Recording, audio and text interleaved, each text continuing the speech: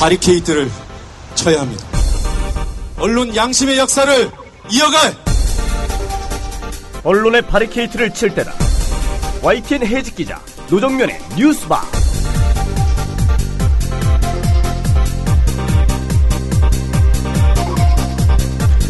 여러분 안녕하십니까? 10월 17일 뉴스바 문을 열겠습니다. 총리와 경찰청장이 다녀간 뒤 수천 명의 경찰 병력과 수백 명의 지원 인력을 동원해 강행한 밀양 송전탑 공사. 내년에 완공될 신고리 원전의 전력을 공급해야 한다고 호들갑을 떨었지만 신고리 원전은 부품 불량이 드러나 완공이 최소 1년은 늦춰지게 됐습니다. 조간 브리핑에서 관련 기사들 살펴보겠습니다. 삼성의 문호조 경영의 실체가 무법 경영이었음이 드러나고 있습니다. 노조 설립 시도를 막기 위해 미행, 감시, 징계, 회유 등 온갖 불법이 저질러졌다는 의혹의 실체가 국정감사를 통해 점점 또렷해지고 있습니다. 관련 문건을 폭로한 정의당 원내대표 심상정 의원을 연결할 예정입니다. 전례 없는 인사파동으로 출범한 뒤 각종 현안에서도 퇴행적이고 독선적인 면모를 보여온 박근혜 정부지만 대통령 지지율만큼은 수치상으로 꿋꿋해 보입니다. 이를 막장 드라마 시청률에 비유한 여론조사 전문가가 있습니다. 한겨레 사회정책연구소의 한규영 연구위원을 스튜디오로 초대했습니다. 시사애너그램 공갈에 오늘 욕설이 등장할 뻔했습니다. 고민을 하다가 해당 욕설을 다른 말로 대체하고 대신 여러분께 직접 찾아볼 기회를 드리기로 했습니다. 이게 다 김용판 전 서울경찰청장의 국정감사 선서 거부 때문에 생긴 일입니다. 잠시 뒤에 오겠습니다. 학교폭력 피해 80%는 초등학교 때 시작됩니다. 초등학생 가해자는 3배 이상 늘었습니다. 스마트폰 왕따 문자 6배 이상 늘었습니다.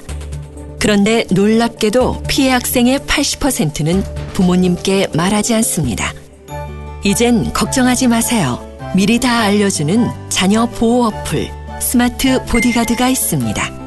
자녀의 학교폭력 문자, 인터넷 고민 검색, 실시간 위치, 유해 컨텐츠를 24시간 감지하여 부모님께 다 알려드립니다.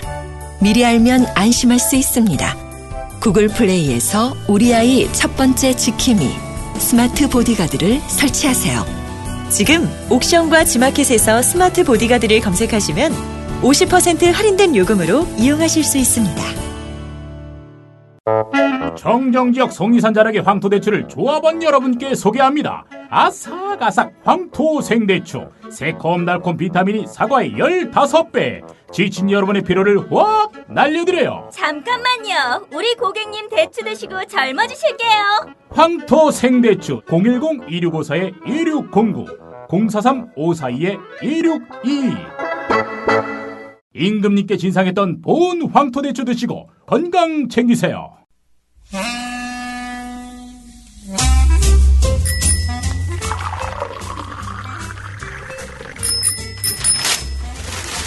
아침 신문 귀로 읽으세요. 김용민의 조간 브리핑. 네, 오늘 아침 신문들은 어떤 뉴스에 주목하고 있는지 김용민 PD와 함께 신문 펼쳐보도록 하겠습니다. 안녕하세요. 네, 안녕하십니까. 자, 어떤 기사부터 볼까요? 사이버 사령부 국정원 직원 트위트 글도 퍼날랐다. 한겨레 일면입니다. 오늘 경향신문도 유사한 내용을 일면 기사로 다루고 있는데요. 지난해 대선에 개입한 의혹을 받고 있는 국방부 사이버 사령부 요원들과 앞서 대선 개입 혐의로 기소돼서 재판을 받고 있는 국가정보원 심리전단 요원들이 서로 연계해서 활동한 것으로 의심되는 정황이 드러났다는 겁니다.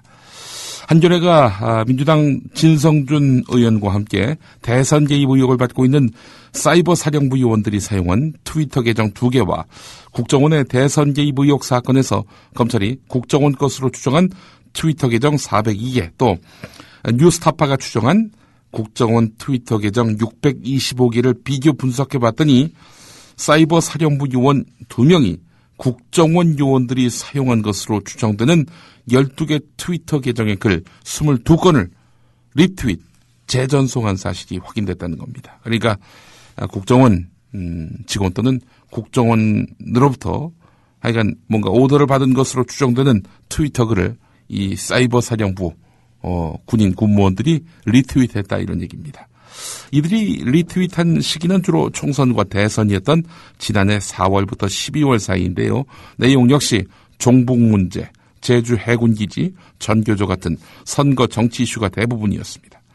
국정원에서 사용한 것으로 추정되는 계정들, 대부분 대선 개입 의혹 사건이 터진 뒤에 폐쇄, 삭제된 상태였기 때문에 서로 리트윗을 했는지를 확인할 수는 없었다고 하는데요.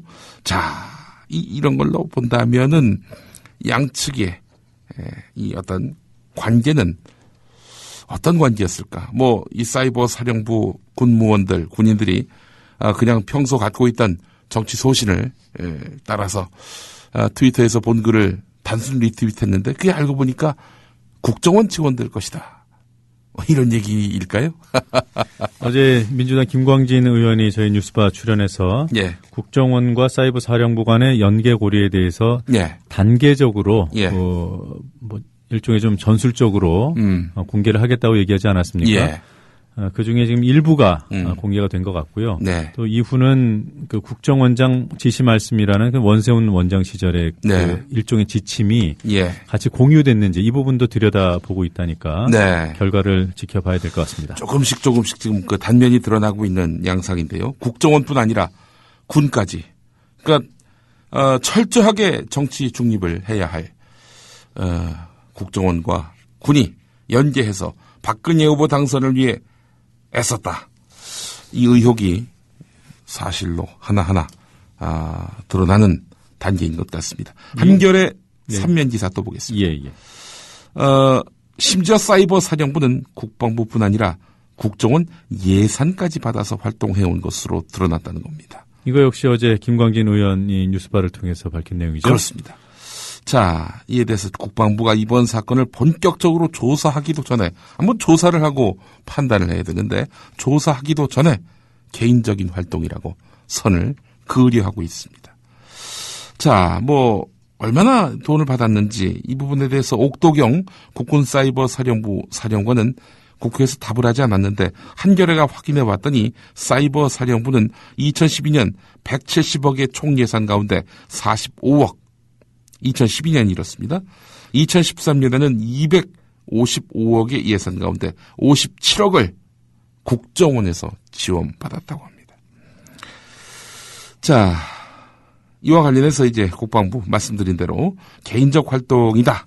이 사람들이 그 개인적으로 한 것인데 왜 뭐 군 전체 조직을 이렇게 의심하느냐라고 하고 있지 않습니까? 그런데 한겨레 취재를 통해 확인된 사이버 사령부 요원 4명의 활동 양태를 보면은 국방부의 주장처럼 단순한 개인 활동으로 보기 어렵다는 것입니다.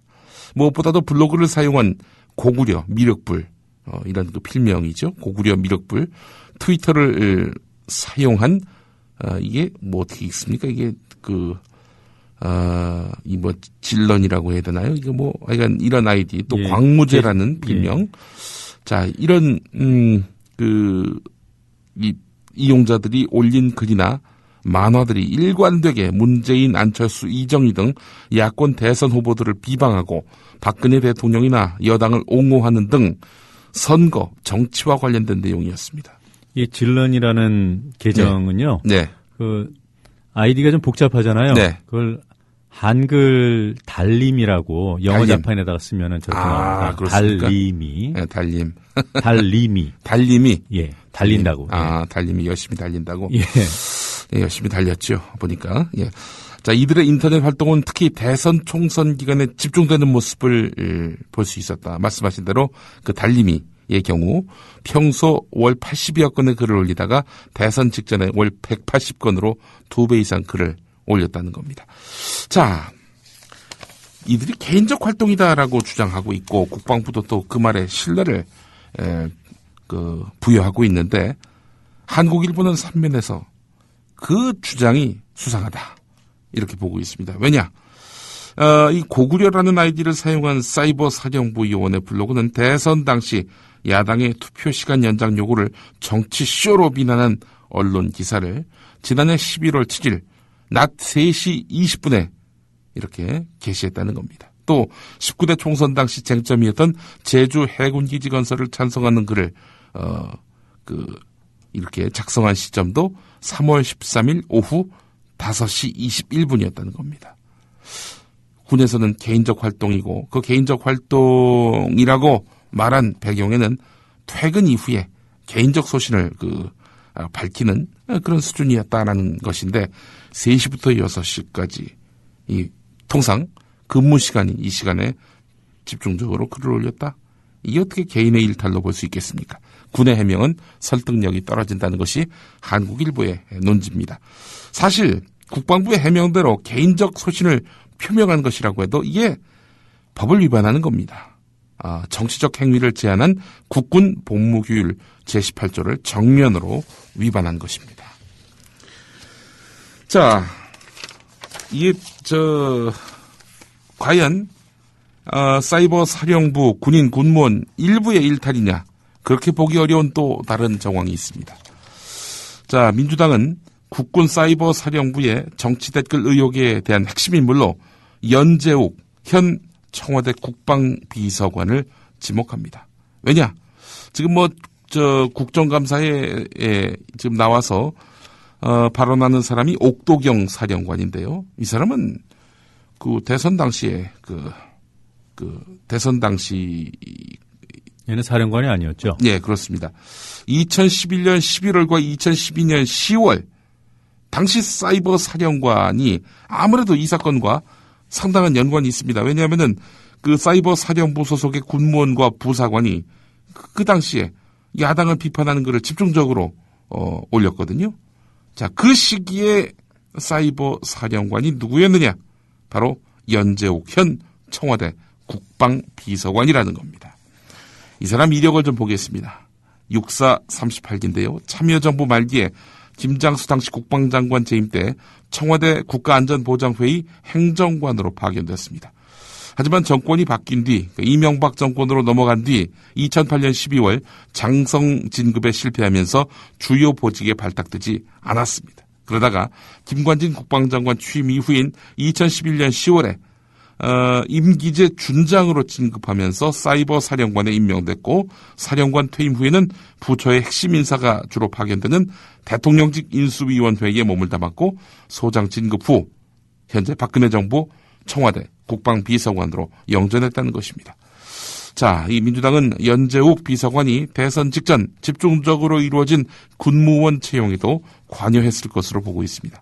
사이버 사령부는 부대 창설 이후 연 1회 10여 명 정도의 인원을 충원했는데, 연재욱 비서관이 사령관이던 지난해 총 4회에 걸쳐서 무려 82명의 군무원을 선발했습니다. 자, 열심히 달려서 잘 나가나 봅니다. 이거. 네. 네. 자, 경향신문 사면 기사가 아주 눈이 동그래집니다. 이 기사를 보면요. 자, 국방부가 2010년 1월에 그때 이제 사이버 사령부를 창설했는데, 총선 대선을 앞둔 2011년 11월 말씀드린 연재욱 준장이 사령관을 맡아서 조직의 틀을 잡았는데요. 민주당 김광진 의원이 한 말이 있습니다. 이명박 대통령이 사단을 하나 없애도 사이버 사령부를 지원해야 한다고 말한 것으로 안다. 김광진 의원이 이렇게 말했다는 겁니다. 사이버 사령부는 2011년 7월 장관 직할부대로 승격돼서 정보기획관 산하로 배속됐는데, 이런 전략은 이런 구조에 대한 구상은 김태효 당시 청와대 대외전략비서관이 주도했다는 겁니다. 대북 그야말로 매파로 알려진 김태효 씨 아닙니까? 자, 사이버 사령부 확대 개편 시기, 사이버 사령부가 점점 전폭적인 지원을 받고 몸집을 불리기 시작한 시기는, 그런데 국정원 심리전단이 팽창했던 시기와 맞물린다는 점, 이 점도 주목됩니다. 네. 국정원 2009년 원세훈 원장 취임 직후인 3월에 심리전단을 독립부서로 만든 다음 2010년 10월에 3개 팀, 2012년 2월 4개 팀으로 확대해 갔습니다. 사이버 사령부 확대 개편 시기와 국정원 심리전단 팽창기가 맞물린다고 말씀드렸는데, 이거는 총선 대선과도 맞물립니다. MB는 사단을 하나 없어도 사이버 사령부 지원하라, 이렇게 지시를 했고, 이것이 이행됐는데 그 이행된 시기가 바로 총선 대선과 맞물린다는 겁니다. 자, 지금 김용민 씨의 이런 소개 기사들 예. 지금 하나, 둘, 셋, 넷, 5건을 소개해 주셨잖아요. 예. 이 정도 기사를 읽고 들으신 분들은 국방부가 얘기하는 개인적인 일탈이다. 네.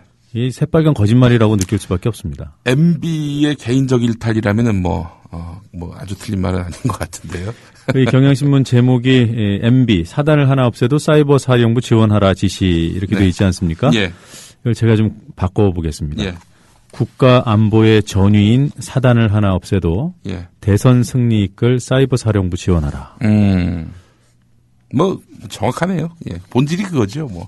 제가 봤을 땐 그렇습니다. 네, 이 말이 틀렸으면 좋겠습니다.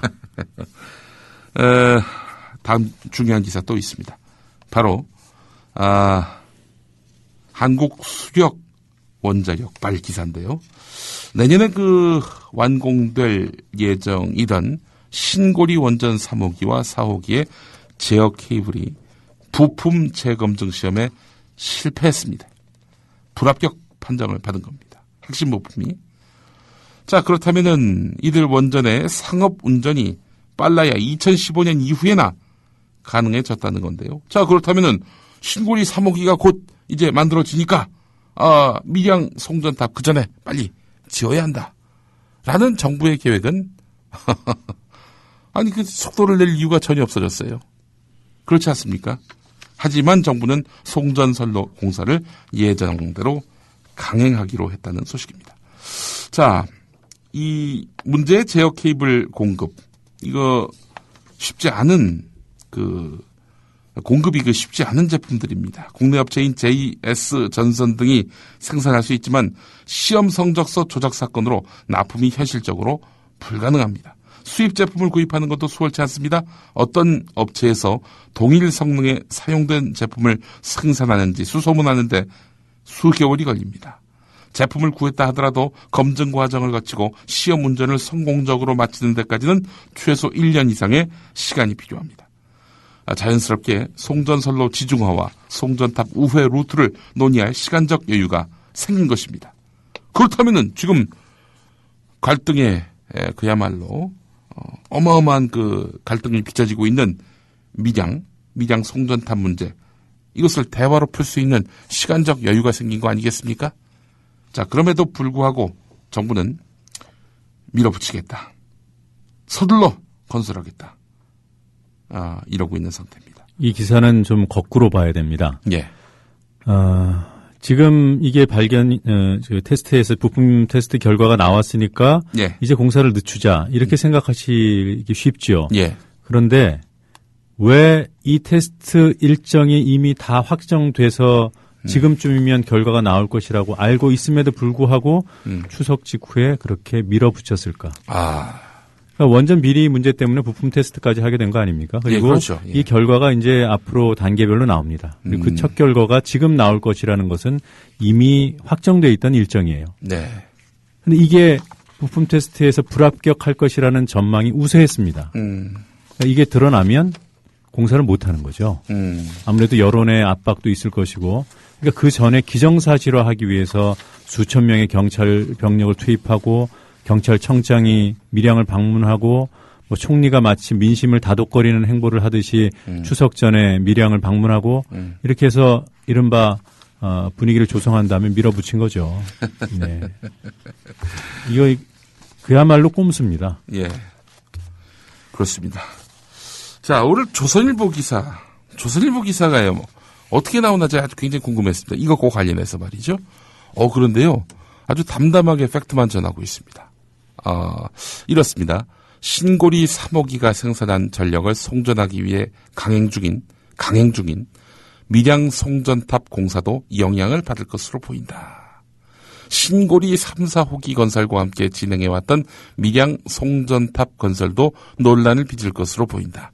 밀양 765kV 송전탑 반대 대책위는 밀양 송전탑 공사 강행의 근거가 된 신고리 3호기의 준공이 무한정 뒤로 늦춰졌다면서 지금 당장 공사를 중단하고 사회적 공론화 기구를 구성하라고 말했다. 네. 담담하게 보도를 했습니다. 답을 우리 청취자분들께서는 아실 거예요. 네. 지금 이 시기가 아주 조선일보로서는 상당히 미묘한 시기죠. 뭐 예. 종편 관련한 또 현안이 아마 조선일보로서는 가장 이 뜨거운 감자일 테고요. 일반적인 중앙 매체들이 예. 정부의 어떤 규제 권한 여기 앞에 굴복하는 경향이 있지 않습니까? 예. 근데 조중동 같은 경우에는 세를 과시하는 경향이 있습니다. 그렇죠. 우리가 삐딱하게 보도하면 너희들 피곤할 거야. 예. 이런 것들을 뭐 시위하는 거죠, 일종의. 네, 그래서 어제 말씀드린 대로 저는 조선일보의 이런 보도 논지가 종편 재승인 심사를 앞둔 힘의 과시 그런 성격이 짙다고 저는 생각을 합니다. 뭐 짧게 좀 소개를 하자면 오늘 조선일보가 아주 긴 사설을 실었습니다. 예. 종편 사사의 주주 어떻게 구성됐는지 그 자료를 공개하고 공정하게 검증해야 한다. 이렇게 제목을 달았습니다. 그러면서 어제 주장했던 내용을 거의 반복합니다. 야당이 채널A의 주주 구성만을 문제 삼고 있지만 이건 공정한 행위라고 말할 수 없다. MBN에 대한 자료는 공개하지 않았다. MBN이 주주 공개를 거부하면서 이 공개 집행정지 소송과 가처분 신청을 냈고 이를 법원이 받아들였기 때문이다. 자, MBN이 소송을 대법원까지 끌고 가면 앞으로 1, 2년 동안 MBN은 주주 정보를 일절 공개하지 않아도 그만이다. 이 상황에서는 종편 주주 구성의 적법성을 객관적으로 확실하게 가릴 길이 없다. 이렇게 얘기하고 있습니다. 2개 정도 종편을 없앨 수도 있다. 이렇게 이경재 방송통신위원장이 밝혔는데 조선일보는 직접 지목을 안 해요. 채널A, MBN 문제 있다. 이렇게 말이죠. 문제가 되고 있는 과잉 보도 편성 예. 비율이 가장 높은 곳이 TV조선입니다. 그렇죠. 네, 이런 문제들까지 종합적으로 봐야죠. TV조선이 어떤 식으로 보도를 했는지, 과연 보도 편성 비율만 늘렸는지, 여당의 목소리를 얼마만큼 담았고 야당의 목소리를 얼마만큼 담았는지도 아주 세심하게 지켜봐야 될 텐데 뭐 보신 분들은 다 아실 겁니다. 자, 다음 기사를 또 보겠습니다. 국내 4대강 사업에서 짬짬이라고 항상 한겨레는 표시하죠. 담합인데요. 예. 입찰 담합을 한 건설사들이 되려 큰 소리를 치고 있다는 겁니다. 타입한 4대강 사업 참여를 이유로 해서 조달청의 관급공사 입찰 제한 조처, 그러니까 부정 당업자 지정을 유보해달라고 요구한 사실이 드러났습니다. 해외에서 4대강 사업 비슷한 사업을 하는데 우리를 부당한 업체로 이렇게 규정을 하면은 우리가 어떻게 영업을 하겠는가? 4대강 사업 말하자면 이 사업 노하우를 해외에 가서 전수하면 당신들도 4대강 사업 추진한 정부로서도 이거 면서지 않느냐? 근데 우리를 부당한 업자로 이렇게 규정하면 안 된다. 라면서 지금 특혜를 요구하고 있다는 겁니다. 참나 이거원. 자, 오늘 이 기사의 본류와는 좀 벗어나는 얘기지만 예. 한겨레가 짬짬이라는 용어를 참 오랫동안 써왔죠. 그렇습니다. 예. 근데 여전히 대다수 언론들은 담합이라는 표현을 쓰죠. 이건 아주 외색 짙은 표현이고. 왜 이럴까요? 담합이 입에 붙어서 그런 거 아닐까. 인식도 잘 되고 짬짬이 하면은 좀 어감이 좀 뭐랄까요? 좀 이게 담합이라는 것이 부당한 행위지 않습니까? 그렇습니다. 언론은 부당한 행위를 찾아내서 보도해야 되는 건데 예. 짬짬이라고 쓰면은 부당한 행위의 규모가 축소되는 느낌이 든다는 거죠. 그래서 일선 기자들은 짬짬이가 순 우리말인 점은 알지만 잘 안 쓴다고 하더군요. 예. 또 한겨레가 다른 언론과 다르게 쓰는 순우리말 표현 중에는 예를 들어 노모씨를 노아무개씨 이렇게 아무개로 표현하는 것도 있습니다. 참고로 말씀드렸고요. 중앙일보 35면 제목입니다. 중앙시평 박명림 교수가 쓴 칼럼인데 도대체 MB는 왜 집권했는가? 1탄이 있었고요. 오늘 2탄이 실렸습니다. 일부 주목되는 내용만 좀 소개하겠습니다. 경제 제1을 주창한 MB정부는 건국 이래 가장 낮은 성장을 기록했다. 이 박 전 장관, 그러니까 박재완 장관을 말하는 것 같습니다. 박재완 장관이 제시한 분배 문제에 대한 통계는 향후 더 깊이 논의돼야 하지만 그 주장이 맞는다면 흑백 논리는 더 분명해진다. 노무현 정부를 성장 없는 분배, 복지 만능, 좌파 정부로 공격한 담론은 허구였다는 점이다. MB정부는 노무현 정부보다 더 낮은 성장에도 더 많은 분배를 실시한 좌파 정부가 됐기 때문이다. 이런 이야기를 하고 있고요. 대북 송금을 포주기라고 하더라도 MB정부의 문제는 심각하다. 금강산 관광객 피살, 2차 북핵 실험, 천안함 폭침이 계속되던 임기 전반 동안 앞정부보다 더 많이 북에 송금한 그런 사례가 있고 이로써 자기 부정에 빠지기 때문이다 라는 내용이 있습니다. 연평균 국방예산 증가율은 노무현 정부는 8.8%, MB정부는 5.3%로 전체 예산에서 국방예산이 차지하는 비율도 5년 평균 15.44에서 14.70%로 모두 전자보다 더 높았다. 그러니까 노무현 정부가 훨씬 더 국방예산 증가율 면에서 앞섰다라는 얘기인데 분단 국가로서의 경직적 예산 구조와 북핵 악화 상황에 비춰봤을 때 보수 정부로서는 이례적인 국방 예산 하락률이었다. 국방기획 2020의 전체 예산을 앞정부보다 20조 이상 감축한 것도 MB정부였다. 보수 우파 정부는 북한을 반대하고 안보를 강화하자는 정권이고 민주개혁 정부는 종북 안보 약화 정권이라는 이런 지적을 듣고 있지만 실제 정책이나 안보 태세, 국민 피해, 예산 규모에 비춰본다면은 이런 흑백 담론은 사실이 아니었던 것이다. 이런 내용입니다. 아니면 언론이 시대를 앞서가도 모자랄 판에 한 4, 5년 늦게 뒷북을 쳐요. 네, 글쎄 말입니다. 물론 이 박명길 교수의 글 내용에 대해서 제가 네. 문제 삼고 싶은 것은 아니고요. 다만 이 중앙일보의 논조 자체가 네. 이미 집권이 끝난 권력자를 네. 도마에 올리는 것. 네. 물론 그것도 중요한 일이죠. 예. 그런데 저는 이런 생각합니다. 예. MB 이명박 전 대통령은 네. 언론이 언론처럼 신문이 신문처럼 보이게 만들어주는 아주 좋은 사냥감이 아닌가. 아마 5년 뒤에는 도대체 박근혜는 왜 집권했는가 이런 칼럼이 또 실릴 것 같아요. 아니 호랑이를 사냥하려면은 예. 이빨이 진짜 날카롭고 발톱이 바로 서 있는 그런 호랑이를 잡았을 때 그게 사냥꾼의 능력이죠. 네. 이빨 빠지고 발톱 다 빠진 호랑이 누가 잡아놓은 거 뒤에 가서 이렇게 칼로 한번 찌른다고 그게 언론이 됩니까?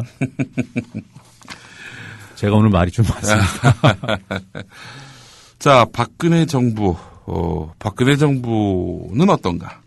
도대체 MB는 왜 집권했는가에 이은 박근혜 정부의 실상을 다룬 여러 신문들의 기사 오늘 좀 짧게 소개를 해드리겠습니다. 자, 상법 개정안 왜 좌초됐는가 했더니 박근혜 대통령 공약 아닙니까? 상법 개정안?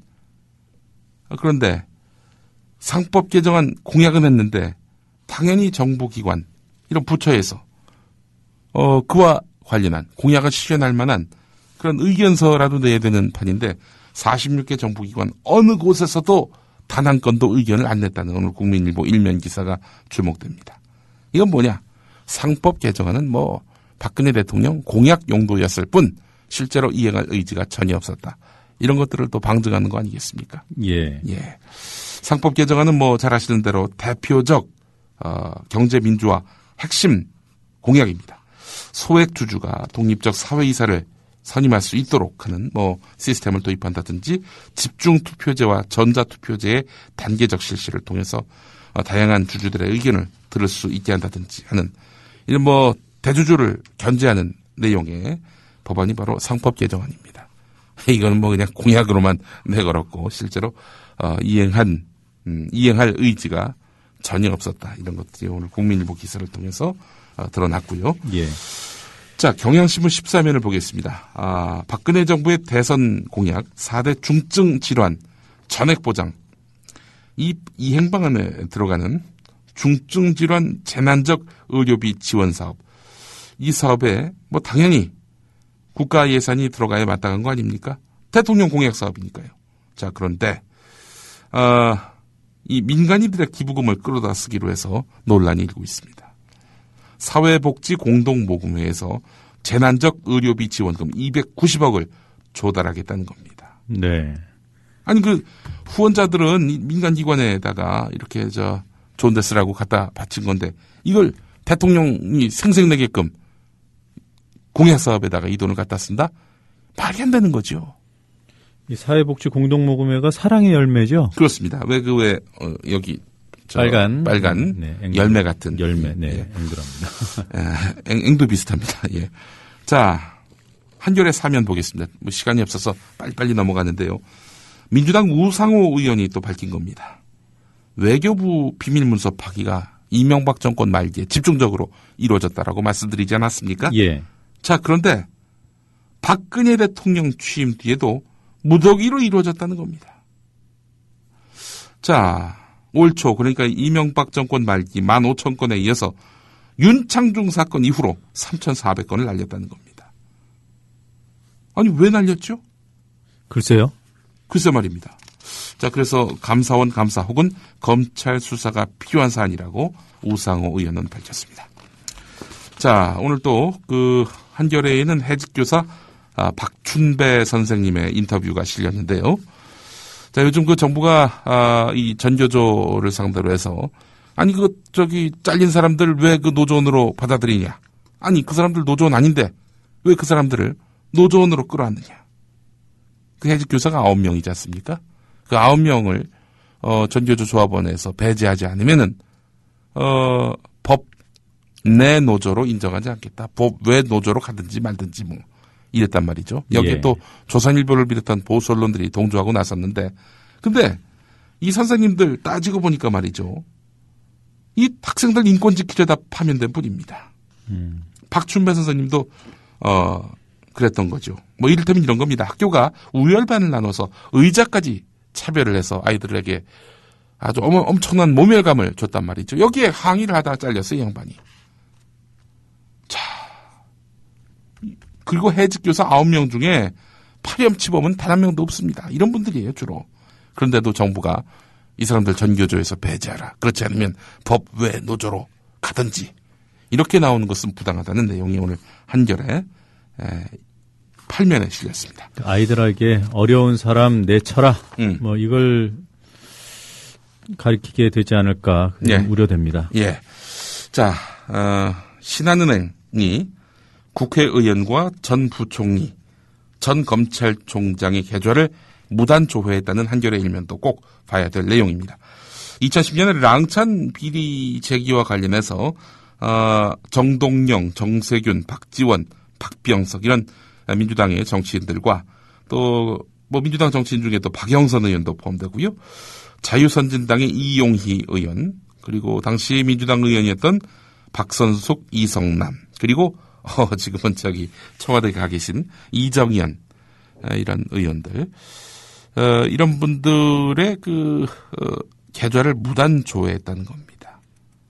자, 그리고 이헌재, 김석동, 김용환, 그리고 법조계에서는 김종빈, 김상희, 이문호 이런 사람들의 계좌를 무단 조회했다는 건데 왜 조회했을까요? 이 고객의 계좌를 지들이 뭔데 무단 조회했을까요? 2010년 랑찬 비리 제기 관련해서 이분들이 엮여 있다는 점, 이 점이 주목되는 부분인데, 근데 한겨레는 뭐 단서는 답니다. 동명이인일 수도 있다. 이렇게 말이죠. 자, 민주당 김기식 의원이 입수한 내용을 오늘 한겨레가 일면에서 싣고 있습니다. 그러니까 신한은행이 뭐 대응 차원에서 뭐 역공작을 하기 위해서 뒷조사를 했다는 뜻입니까? 이게 어떤 취지이죠? 그래서 수상한 겁니다. 뭐 그런 의도를 확인할 만한 그런 단서는 없었지만은 왜 이 사람들 거를 무단 허락도 없이 이렇게 뒷조사를 했는지 이거 상당히 좀 궁금해지는 대목 아니겠습니까? 예. 예. 자, 본인 동의 없이 수개월 동안 조회를 한 데에는 또 주요 주주 또 신한금융지주 신한은행의 일부 사회 이사들도 포함됐다고 합니다. 예. 자, 오늘 여기까지 하고 노래 없이 마무리하겠습니다. 예, 오늘 여러 가지 소식 잘 들었습니다. 예. 여우처럼 쇼핑하자 폭스마켓. 알면 알수록 타보고 싶다. 대한민국 대표 자전거 브랜드 알톤. 전기 자전거, 접이식 자전거, 알톤 보유 브랜드 시보레, 베네통 등 고강도 경량 명품 자전거를 저렴한 가격에 만나실 수 있습니다. 국민TV와 함께하는 참 좋은 쇼핑몰 폭스마켓.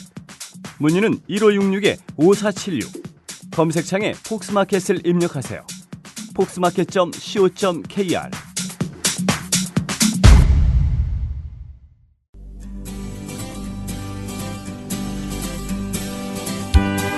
막간 퀴즈입니다. 통행료가 비싸기로 악명 높은 서울에서 춘천 고속도로 도로를 건설한 민간 회사의 수익 보장을 위해 운전자들이 6,000원이 넘는 통행료를 내고 있습니다. 윤호중 민주당 의원의 말입니다. 개통 이후 4년 동안 이 고속도로를 이용한 국민들이 다른 고속도로를 이용할 때보다 더 지출한 비용이 1,693억 원입니다. 이 서울-춘천 고속도로를 운영하는 주식회사 서울-춘천 고속도로의 지분 15%를 갖고 있으며 인천국제공항 고속도로, 천안-논산 고속도로, 용인-서울 고속도로, 마창대교 등의 지분을 갖고 있는 다국적 투자 사업자는 다음 중 누구일까요? 1번 맥도날드, 2번 맥쿼리, 3번 소로스 펀드 매니지먼트, 4번 론스타. 정답을 아는 분은 지금 팟빵 게시판에 글을 올려주세요. 정답자 가운데 3분에게 기념 음반을 보내드립니다.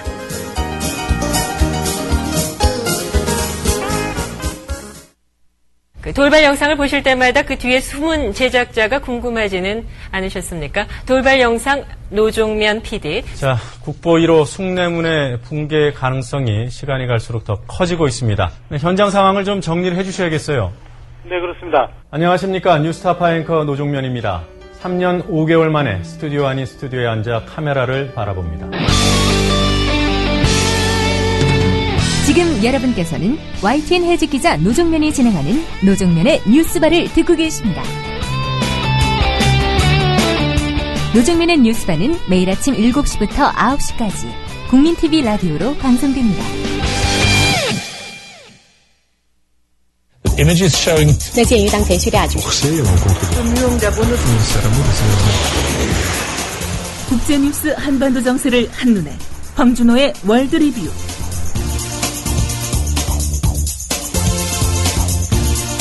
지구촌과 한반도 정세에 관한 뉴스들 살펴보도록 하겠습니다. 국제뉴스 전문 캐스터 황준호 기자 연결되어 있습니다. 황 기자님 안녕하세요. 예, 안녕하십니까. 자, 먼저 라오스 여객기 추락 속보부터 알아볼까요? 라오스에서 어제 한국인 3명을 포함해서 총 49명을 태운 여객기가 추락해서 탑승자 전원이 사망했습니다. 예. 수도 비엔티안을 출발했던 국영 라오 항공 소속의 항공기였는데요. 현재 시간으로 오후 4시 남부 참파삭주의 파색공항에 착륙하다가 근처 메콩강에 떨어져서 승객 44명, 승무원 5명이 숨졌습니다. 악천후 속에서 착륙하려다가 추락한 걸로 보인다고 라오스 정부가 설명했습니다. 숨진 한국인은 사업가 이강필 씨하고 한국건설업체 현장 소장인 이재상 씨, 그리고 관광객 이홍지 씨입니다. 고 이강필 씨는 라오스 남부의 농장 개발을 위해서 현장을 방문하다가 변을 당했고요. 이재상 씨는 현지 도로 건설 현장의 책임자였습니다. 예. 자, 2007년도 캄보디아 여객기 참사가 떠올라요? 예, 그때는 라오스의 옆나라 캄보디아에서 한국인 13명이 탄 여객기가 추락해서 승객 22명 전원이 숨졌었습니다. KBS의 조종옥 기자라는 분이 아들을 껴안고 숨진 상태로 발견되기도 했었는데 예. 당시에는 무리한 일정의 저가 여행 문제, 이게 근본 원인으로 지목됐습니다. 이번에는 악천후 때문이었지만 혹시 다른 문제가 있는 건 아닌지 조사가 이루어져야 될 것 같습니다. 자, 일본에서는 태풍 피해가 어느 정도였습니까? 10년 만에 가장 강력한 태풍으로 예고됐던 26호 태풍 위파의 영향으로 어제 일본 관동 지역과 주변 섬에서 인명피해가 속출했습니다. 도쿄도 소속의 이즈오 섬이라는 곳에서는 어젯밤 9시 12분 현재 16명이 사망한 것으로 확인됐고요. 43명이 연락이 닿지 않았으니까 희생이 좀 더 커질 수도 있을 것 같습니다. 이즈오 섬에서는 기상 관측 이래 가장 많은 하루 800mm의 비가 내렸는데요. 산사태가 나서 강물이 넘치면서 주택 수십 채가 무너졌습니다. 또 도쿄도 마치다시라는 곳에서는 40대 여성이 하천에서 떠내려가다가 숨졌는데요. NHK는 어젯밤을 기준으로 해서 전국에서 17명이 사망하고 94명이 부상했다고 집계했습니다. 사망자 대부분이 이즈오 섬이라는 곳에서 나왔는데 경보나 피난 지시가 없어서 당국의 안일한 대응을 지적하는 목소리가 많습니다. 그 후쿠시마 원전에 대한 우려가 크지 않았습니까? 어떻게 됐습니까? 예. 도쿄전력은 후쿠시마 원전의 오염수 저장 탱크를 둘러싼 보에 고인 물이 넘치려고 해서 어제 오전에 방사성 물질의 농도를 측정하고 나서 보 안의 물 40톤을 원전 단지 내부에다가 방류했다, 이렇게 밝혔습니다. 방사성 물질의 농도가 원자력 규제위원회 기준치를 밑돈다고 했고요. 또 그 외에는 특별한 피해는 아직까지는 안 나왔는데 조금 더 조사를 해봐야 될 것 같습니다. 네. 자, 미국의 부채 협상이 합의됐네요. 예, 미국 상원 지도부가 국가 디폴트를 면하기 위한 협상 시한 마지막 날인 어제 합의안을 만드는데 극적으로 성공했습니다. 셧다운된 연방정부를 일단 다시 열어서 내년 1월 15일까지는 현재 수준에서 예산을 집행할 수 있게 하고 또 국가부채 상한도 새로 정하지는 않고 긴급조치를 통해서 내년 2월 7일까지 끌어다 쓸 수 있게 한 것, 이것이 합의안의 골자입니다. 표결은 하원이 먼저 하고 나중에 상원이 하게 되는데요. 백악관은 오바마 대통령이 그 합의안을 지지하고 있기 때문에 의회 표결이 되면 곧바로 서명해서 발효시키겠다고 밝혔습니다. 공화당이 표면적으로는 예산 싸움에서 패배한 건데요. 그렇지만 3, 4개월 뒤에 똑같은 진통이 또 벌어질 거라는 게 근본적인 한계입니다. 네. 자, 일본 얘기를 해보겠습니다. 일본이 집단적 자위권 행사를 지지하는 나라들을 규합하고 있군요. 예, 2주 전에 미국이 일본의 집단적 자위권 행사를 환영한다고 했었고요. 그저께는 호주가, 그리고 어제는 영국이 지지 의사를 밝혔습니다. 영국 윌리엄 헤이그 외무장관이 지금 일본을 방문하고 있는데 어제 아베 총리의 적극적인 평화주의를 환영하고 일본이 세계 평화와 안정에서 큰 역할을 하기를 바란다라는 말을 했습니다. 여기서 말한 적극적인 평화주의라는 것은 일본이 전범 국가에서 벗어나서 집단적 자위권을 행사하면서 해외에서 군사적인 역할을 강화하겠다는 내용입니다. 일본이 영국의 협조를 요청해서 이런 답변을 들었다고 하는데요. 그저께는 호주의 줄리 비숍 외상도 집단적 자위권 행사를 지지한다고 밝혔습니다. 네, 이거 미국의 뜻이 반영된 겁니까? 그렇습니다. 특히 호주의 지지 같은 경우는 미국이 한미일 삼각 군사동맹에 더해서 한미일호 사각 군사동맹을 만들어서 중국을 견제하려고 하니까 그런 미국의 전략하고 직접 연관된 지지로 해석되고 있습니다. 영국은 일본하고 전략 대화도 하고 또 방위산업체 협력도 추진하기로 했는데요. 영국이 중국의 투자를 받으려고 중국과의 관계를 겨우 회복했었는데 하루 만에 일본의 집단적 자위권 행사를 지지하는 모습을 보였습니다. 일종의 양다리 외교라고 볼 수 있을 것 같은데 아마 중국의 견제가 앞으로 들어가지 않을까 싶습니다. 네. 자, 이탈리아에서는 나치 전범의 장례식에 반대하는 시위가 있었더군요.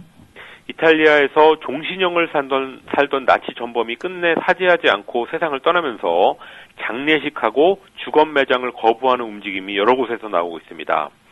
1944년 이탈리아인 335명을 학살하는 데 가담했던 나치 친위대 장교 출신인 에리히 프리부케라는 사람인데요. 지난 12일 백살로 사망한 후에 구급파들이 그 사람의 장례식을 시도했지만 그걸 반대하는 시위대 500명에 막혀서 장례식이 중단됐습니다. 나치 몰락 후에 아르헨티나로 건너가서 도망쳐 살다가 15년 전에 이탈리아로 송환돼서 종신형을 받았었는데 나이가 많다는 이유로 가택연금을 당해서 비교적 편하게 살다가 죽었습니다. 사망 후에 프란치스코 교황이 어떤 가톨릭 교회도 프리부케의 장례식을 열지 마라 이런 이례적인 지시를 내렸는데요. 이탈리아는 물론이고 출생지 독일 그리고 도피지 아르헨티나에서도 주검 매장을 거부하고 있습니다. 예. 자, 독일 집권 기민당이죠. 이 기민당이 정경유착 의혹에 휩싸였다는 소식도 있습니다. 메르켈 독일 총리가 속한 기민당이 자동차 업체 BMW의 소유주한테서 우리 돈으로 약 10억 원의 기부금을 지난 9일 받았는데요. 예. 올해 독일 정당이 받은 단일 기부금으로는 최대 금액이었습니다. 그런데 기민당의 독일 정부가 그로부터 5일 후에 유럽연합 환경장관 회의에서 자동차 배기가스 규제안을 무산시키면서 BMW의 기부금 때문이 아니냐라는 의혹이 나오고 있습니다. 독일 자동차 업계에서 대형차를 많이 만들어서 환경 구제안이 나오면 상당히 불리해지는데요. 녹색당 등의 야당들은 메르켈이 자동차 업계의 로비스트 역할을 했다고 비난하고 있습니다. 예. 자, 우리 얘기해 보겠습니다. 김관진 국방장관이 미국이 만들고 있는 MD에 참여할 의사가 없다는 입장을 분명히 했습니까? 예, SM-3 미사일하고 사드라는 게 미국 MD의 양대 핵심인데 예. 그 둘 중에서 국방부가 사드 구매를 추진하는 게 아니냐는 관측이 나왔고 그거는 결국 전시작전 통제권 재연기를 따내기 위해서 미국 MD 참여라는 선물을 주는 거다 이런 해석이 일제히 나왔었습니다. 거기에 대해서 김관진 국방장관이 어제 기자간담회를 자청해서 분명히 미국 MD에 참여하지 않고 독자적인 한국형 미사일 체계만 추진한다라고 말했습니다. 또 미국 MD는 한반도의 짧은 종심을 고려한 적합성이나 필요성, 또 수조 원이 훨씬 넘게 들 천문학적 금액 등을 고려해서 맞지 않고 국민도 공감하지 않을 거다라는 말도 했는데요. MD 참여는 안 된다는 사람들의 논리를 국방장관이 그대로 말한 셈입니다. 네, 이 말을 꼭 기억해 둬야겠습니다. 예, 국방장관이 실명으로 분명히 못 박았으니까 반드시 기억해야 되고요. 또 이런 말도 했습니다. 미국에서 MD 관련 요청이 일체 없었다. 그리고 한국형 MD는 미국 MD하고 목표, 범위, 성능이 다르다. 전작권 MD 연기와 MD 편입을 바꾸는 것은 전혀 사실이 아니다. 이런 말도 했으니까 반드시 기억해야 될 것 같습니다. 조선일보가 어제 사설에서 우리의 안전에 필수적인 거라면 도입하는 게 당연하다라고 주장을 했었습니다. 그래서 MD 참여에 본격적인 밑자락을 까는 게 아니냐 싶었는데 국방장관이 전면 부인하면서 앞으로 이 문제가 어떻게 흐를지 감시의 눈으로 지켜봐야 될 것 같습니다. 예, 잘 들었습니다. 국제뉴스 전문 캐스터 황준호 기자였습니다.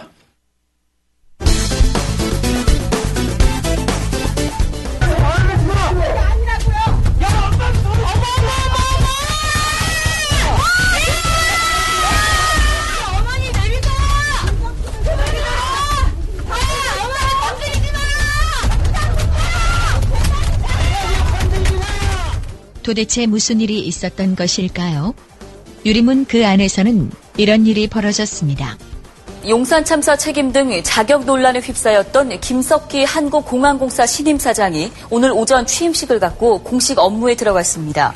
그런 참사를 주도했던 김석기 씨를 박근혜 정부가 임명하고 취임식을 강행케 한 것은 용산 참사 유가족들을 2번 죽이는 일이라고 할 수 있습니다. 민주당 윤우덕 의원의 말처럼 유가족은 2번 죽었습니다. 김석기 씨는 용산 참사도 문제지만 그 자리에 앉을 만한 사람이 아니라는 점도 시빗거리. 10월 16일 기획재정부에 대한 국정감사에서 민주당 조정식 의원. 공항공사에서 임원 추천위원회, 즉 임추위에서 3명을 추천을 했는데 그 3명에 대한 점수표를 제가 나중에 확인을 해보니까 이 공항 분야에 대한 전문성과 비전에서 꼴찌를 했어요. 그러니까 1위와 점수차가 20점이나 차이가 났습니다. 그런데 3명 중에서 꼴찌로서 기재부에서 주관하는 공공기관 운영위원회, 공운위에 넘어와서 이제 또 심사가 진행이 됐는데 거기서 꼴찌를 한 김석기를 포함한 2명이 후보로 확정이 되고 전문성에 제일 앞선 1위는 탈락하고 이런 거꾸로 된 후보 합식이 이루어졌어요.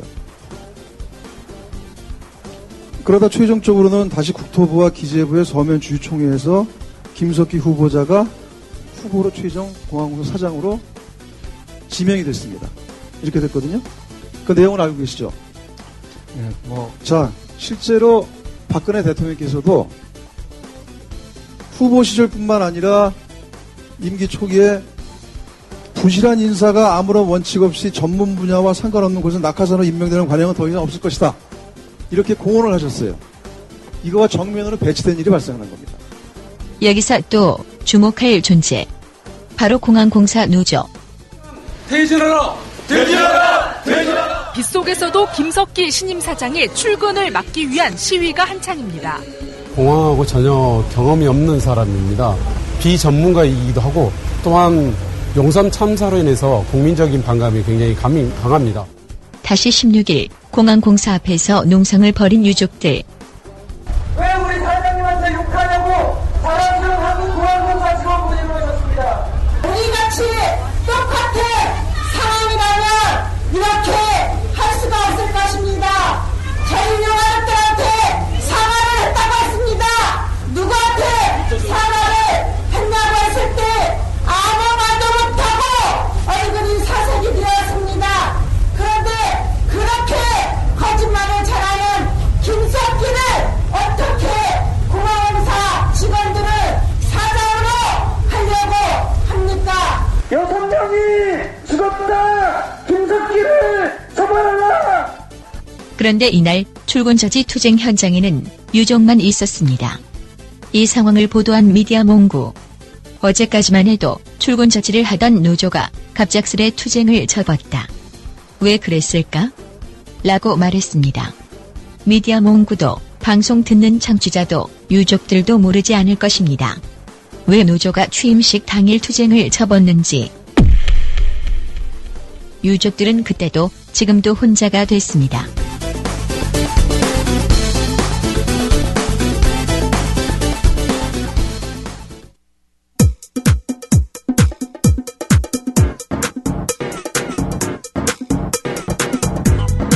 노정면의 뉴스바.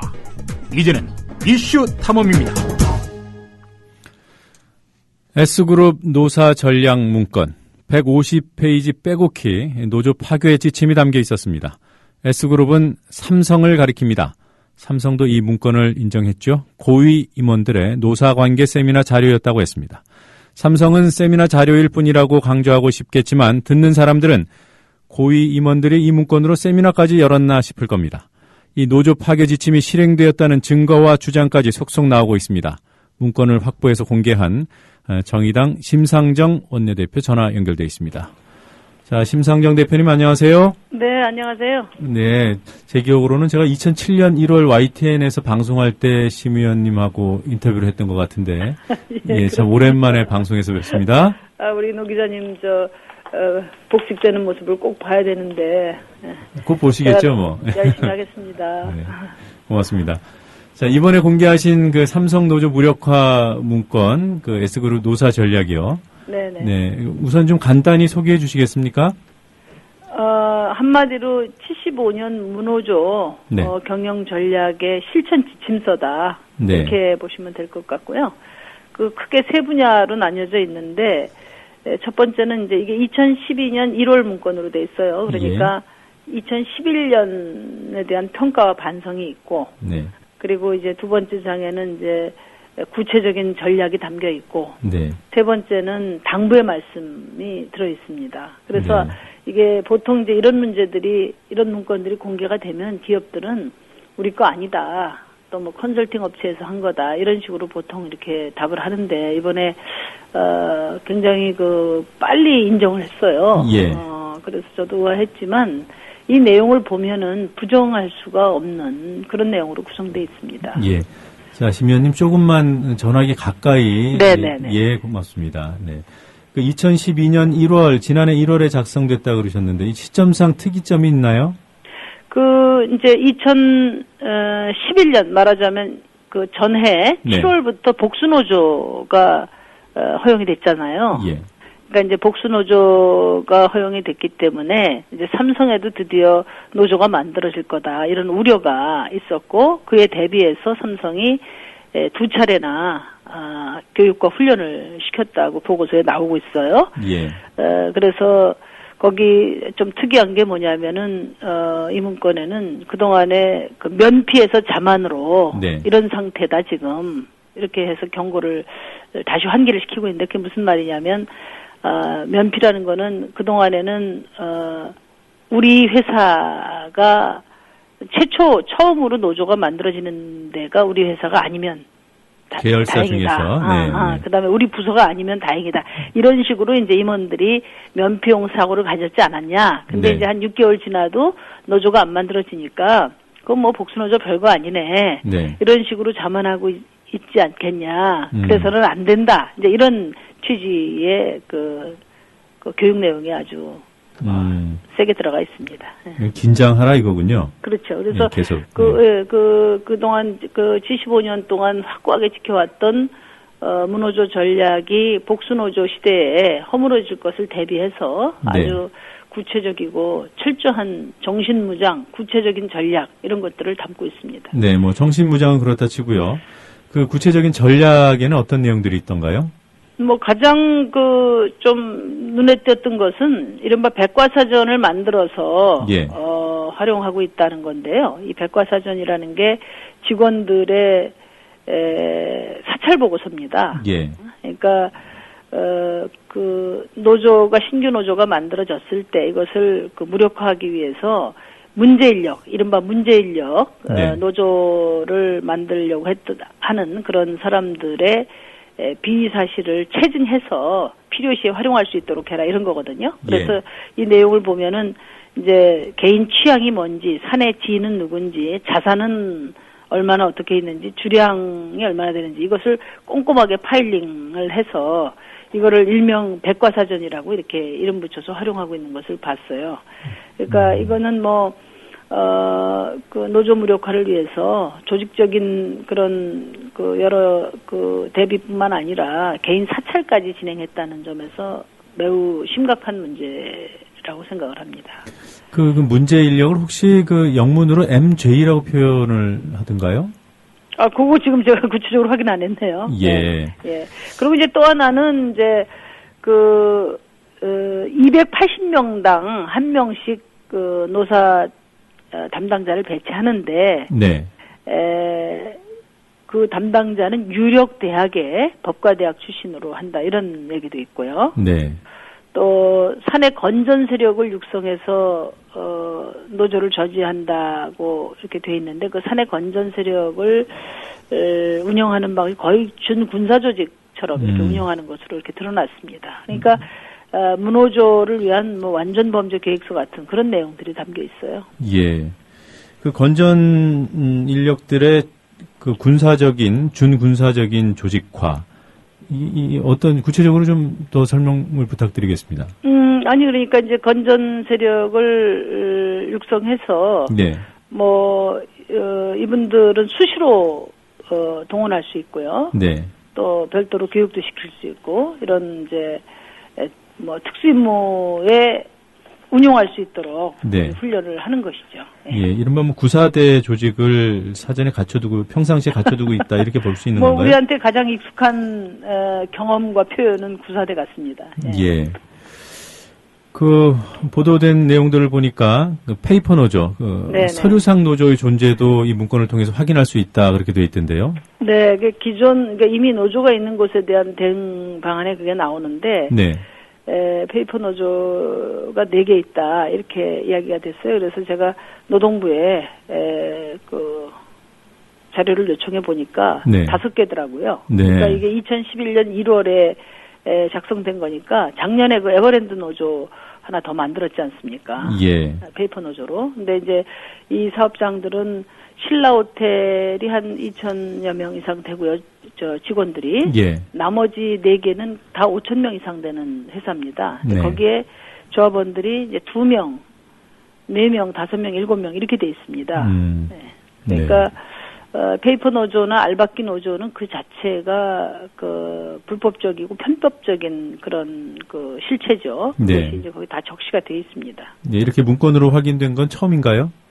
그러니까 그동안에는 이제 탄압 사례가 간혹 이렇게 제기된 바가 있고, 네. 또 삼성 하청 기업들, 계열사들의 노무관리 문건도 간혹 나온 적은 있는데, 삼성 그룹 차원에서 예. 삼성 계열사 모두를 상대로 한 그런 총체적인 전략을 담은 내용은 이번에 처음 공개된 것입니다. 네.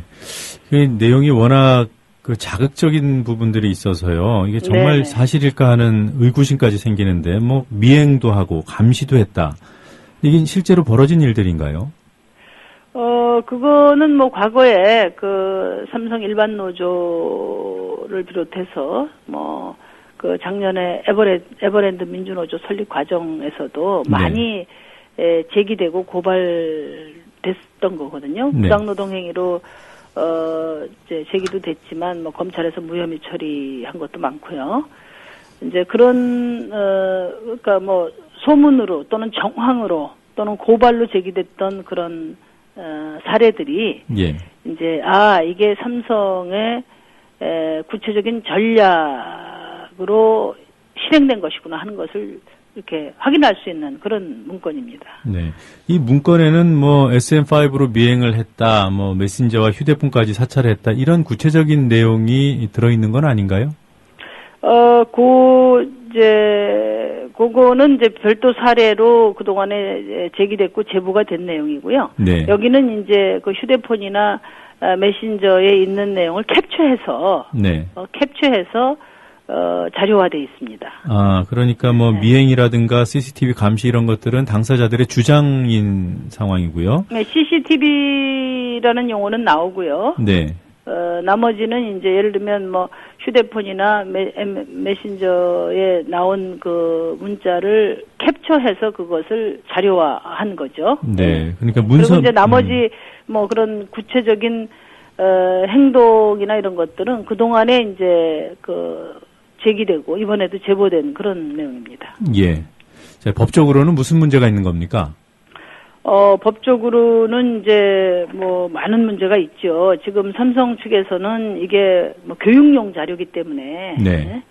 뭐 법적 책임을 질 건 없다 이렇게 생각하는 것 같은데요.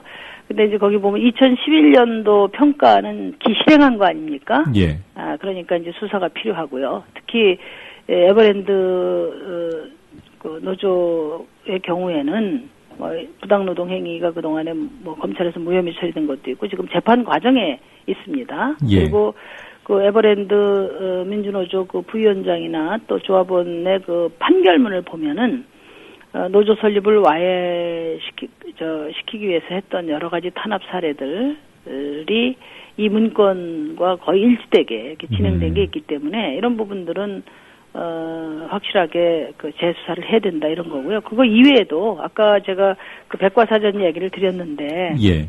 뭐 잘 아시겠지만 개인정보나 개인정보 보호는 헌법상의 권한이거든요. 예. 그리고 이게 판례를 보더라도 업무의 범위 내에 있는 것으로 한정돼야 돼요.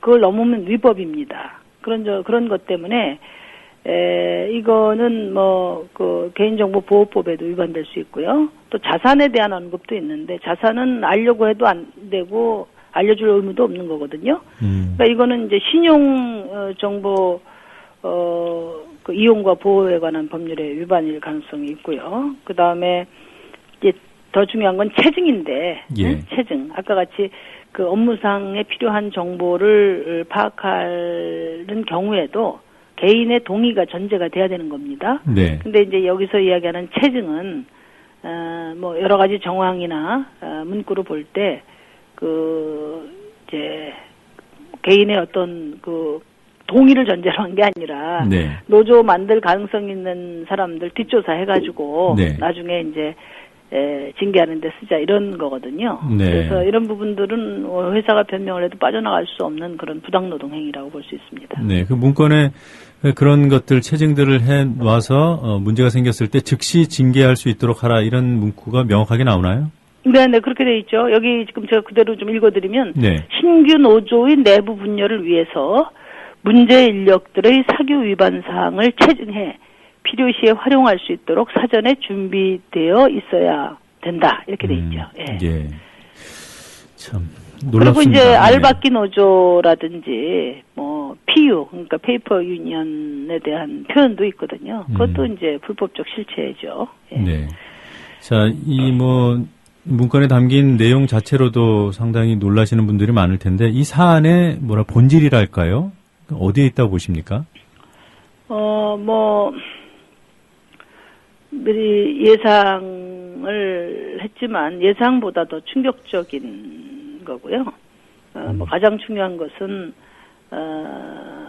그 삼성이 직원들을 철저히 관리와 시해 대상으로 삼는 그런 전 근대적인 인식. 네. 이것이 너무나 확고하고 뿌리 깊다는 것을 다시 한번 확인했고요. 네. 또 제가 좀 더 그 문제인식을 갖는 것은 이 문건 자체도 충격이지만 삼성의 해명입니다. 그 바로 문건 공개하는 날 해명을 했는데 말하자면 이제 그 뭐 종업원들의 인격을 그 존중하고 또 조직 문화 개선을 위해서 이렇게 했다 이런 얘기를 했고요. 또 삼성이 해외 기업, 그러니까 경쟁 기업들이죠. 애플이나 IBM이나 HP나 구글, MS 이 부분도 마치 문호조 경영 덕에 세계 인류 기업이 된 것처럼 이렇게 거론을 했어요. 예. 근데 뭐 HP나 IBM 제가 사내 게시판에 들어가 보니까 홈페이지에 예. 여기는 직원들의 단체 결사의 자유를 지지하고 직원들의 결사의 자유를 존중하고 네. 또 노조 가입에 대한 직원들의 선택을 기준으로 직원들 차별하지 않는다. 이렇게 아예 그 홈페이지에 선언해 있고 또 독려도 하고 있고 그걸 위해서 교육도 시키는 이런 사례들이 열거되어 있는 것을 봤어요. 그래서 보통 이제 뭐 외부 비판에 직면하면은 뭐 세계 그 유수 기업들을 이렇게 예시하면서 상투적으로 피해 나가려고 하는데 이건 굉장히 그 위험한 일이죠. 왜냐하면 마치 그 문호족 경영으로 글로벌 기업이 된 것처럼 이렇게 사실과 잘못 제기하게 되면 이것은 뭐 삼성이 국제적인 신뢰에서도 상당히 금이 갈 수 있는 그런 아주 위험한 행동이라고 생각합니다. 그 환노위 국정감사에서 이 내용을 발표하시지 않았습니까? 네네. 네. 여당의 반응은 어떻던가요? 뭐 아직 반응이 나오질 않았는데요. 뭐 어제 보도 보니까 야당이 그 제기를 했더니 제가 뭐 공식적으로 제안했고 어제 이제 행정실을 통해서 다시 서면으로 제출을 했고요. 그래서 오늘 아마 이따 그 이야기가 지금 진행이 될 것 같아요. 그 이건희 회장에 대한 국정감사 증인 채택 말씀이신가요? 네네네. 네. 그 지금 환노위는 야당 의원들이 더 많지 않습니까? 그래서 제가 이번에 뭐 말로만 야당 의원들이 많다. 네. 한 번도 뭐 야당 의원들이 많은 것을 보여준 적이 없습니다, 지금까지. 그리고 이제 상임위원장도 민주당이시고, 그래서, 이게 원래 그 국회의원이 증인을 채택하면은, 그거는 그 본인이 양보하지 않는 한, 뭐, 표결을 요구하면 표결까지 가야 되는데, 양당 간사가 합의 안 됐다고 해서, 증인 요청한 국회의원하고는 상의도 없이 막 잘라버리고, 또 무슨, 뭐, 다른 사람으로 대체해버리고 이래요. 근데 17대 국회 때는, 저도 그때도 이건희 회장을 제가 요청한 적이 있지만, 여야 간사들이 저한테 양보를 요청했을 때 제가 그걸 수용하지 않으면, 그리고, 원칙대로 회의를 진행해달라 하면 다 뭐, 물론 안 됐지만, 표결로 처리를 했거든요. 근데 이 19대에 오니까, 뭐 그런 원칙조차도 안 지켜지는 겁니다. 여야를 불문하고. 지금 민주당 홍 의원 그 간사께서는 합의가 안 되면 표결하겠다 이런 입장 아닌가요? 뭐 그런 입장을 이번에도 내셔서 이번에는 반드시 그렇게 좀 추진이 되었으면 하는 말씀을 드리겠고요. 예전에도 이제 그런 의지를 가졌는데 이게 이제 번번이 이제 새누리당에서 강한 반발을 하니까. 일종의 후퇴를 하셨더군요. 네, 알겠습니다. 뭐, 이건희 회장의 출석 문제도 관심이겠지만 말이죠. 그 청문회 개최 정도는 해야 뭔가 사안에 대해서 좀 집중적이고 심도 있는 어떤 진실 규명이 되지 않겠습니까? 제가 청문회를 요청을 했어요. 그 이유는 물론 증인도 요청을 했지만 뭐 요즘에 기업 증인 데려다 놓고 뭐 말도 제대로 뭐 할 시간도 안 준다 이런 얘기를 하는데 국회의원들조차도 하루에 뭐 7분씩 2번, 3번밖에 못 하거든요. 그러니까 사실은 뭐 과거에 그 토요다가 그 리콜 사태가 그 브레이크 고장으로 대량 리콜 사태가 났을 때 토요다 사장 미국 의회에서 불러서 8시간 추궁했단 말이에요. 이 75년의 역사를 그 바로잡는 일에 그 뭐 몇 분 가지고 되겠습니까? 그래서 이 문제는 기업 증인뿐만 아니라 모든 증인에 다 해당되는 것이고 그것을 왜 기업 증인을 부르냐 이렇게 말할 것이 아니라 누누이 이야기했던 것처럼 우리나라도 상시국감 체제로 전환해야 된다. 그런 말씀을 드리고 어쨌든 국감에서 다루되 뭐 대단히 미흡한 수준으로 다뤄질 것이기 때문에 그 청문회 별도의 청문회를 이어서 열므로써 이제는 삼성의 개혁을 국회가 리드하고 또 국회가 지원해줘야 된다. 누구나 스스로의 개혁은 한계가 있게 마련이고요. 아직 뭐 개혁의 의지도 밝히지 않았습니다만은 그렇게 해야 뭐 말로만 경제민주화 복지를 이야기해서 되겠습니까? 삼성의 변화 없이 경제민주화가 가능합니까? 그러니까 삼성의 변화를 정치권이 이끌어낼 수 있을 때 경제민주화도 비로소 시작된다는 점에서 이번에 증인 채택이 여부는 경제민주화 의지의 시험대다. 네. 저는 그렇게 생각합니다. 그런 점에서 민주당이나 새누리당이 좀 책임 있게 임해 주셨으면 합니다. 네. 자, 이 문건을 어떻게 입수하셨습니까? 제보를 받았습니다. 예. 혹시 그 삼성 일반 노조 쪽에서 제보가 왔던가요? 아니에요. 그건 아니고요. 예. 이건 네. 뭐 일반 노조가 접근할 수 있는 문건이 아닙니다. 그러게요. 네.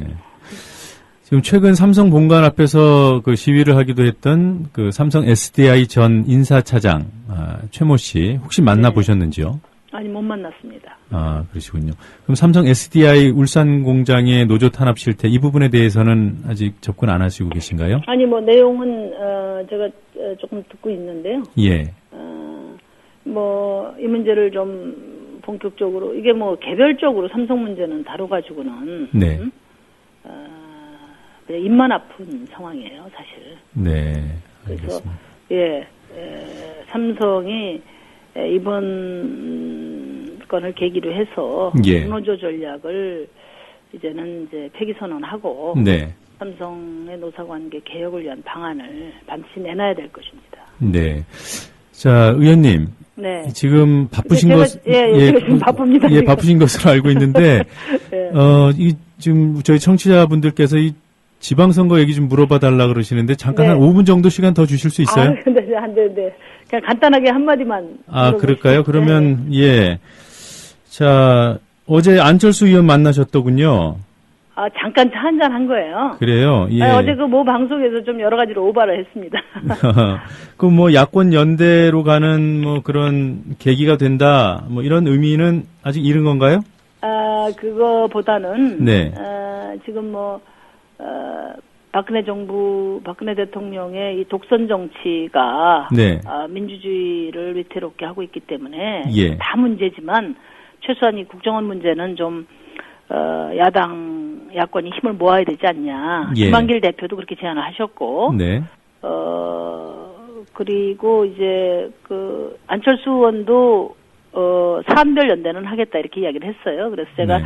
어제 차 한잔 하면서 국정원 개혁 부분과 관련해서 좀 야권 단일안도 만들고. 네.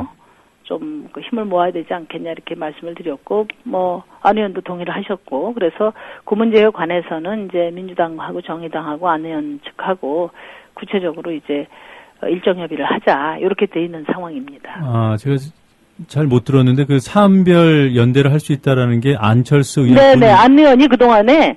그동안에요? 그동안에 이제 누누이 사안별 연대는 할 수 있다 이야기를 하셨고. 네. 또 국정원 문제에 대해서는 토론회까지 하면서 강력한 개혁 의지를 이야기를 하셨거든요. 네. 그래서 제가 이제 어제, 잠깐 차 한잔 하면서. 네. 국정원 문제에 대해서 민주당의 김한길 대표의 제안도 있고.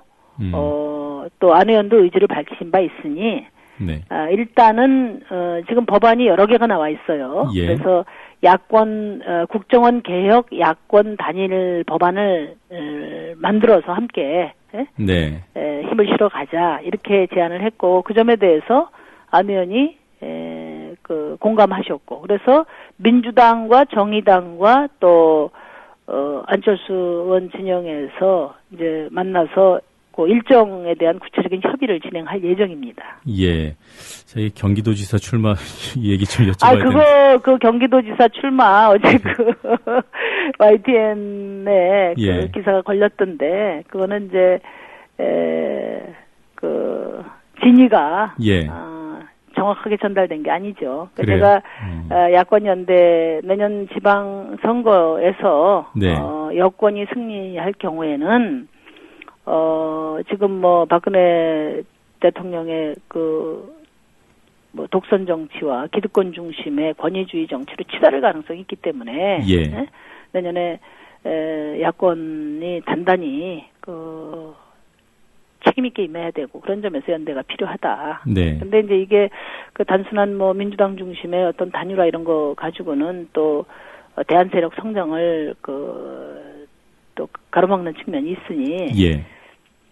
대한 세력의 성장, 경쟁을 통한 성장도 보장하면서 또 단일화도 이룰 수 있는 그런 룰이 필요하다. 네. 그래서 결선 투표제를 지방자치단체장에게도 적용하도록 제가 요구를 한 바 있습니다. 예. 그런 말씀을 드렸는데 네. 느닷없이 어떻게 할 거냐고 그래서 저는 이제 그동안에 도지사도 출마하고 또 대선 후보도 했는데 뭐 저희 당세를 볼 때 결국은 이제 양보를 위한 출마가 돼버렸잖아요. 예. 이제 뭐 그런 출마는 이제 더 이상 안 할 생각이다 제가 그렇게 말씀을 드렸죠. 네. 그랬더니 뭐 단일화하고 결선투표제 도입하면 할 거냐 예. 그렇게 말씀을 하신 거예요. 그래서 그게 저희 뭐 아직 그 내년 선거와 관련해서 아직 그 당내에서 논의도 시작되지 않았습니다. 예. 바쁘시니까 더 붙잡을 수 없을 것 같습니다. 오늘 긴 시간 인터뷰 응해 주셔서 고맙습니다. 네, 감사합니다. 네.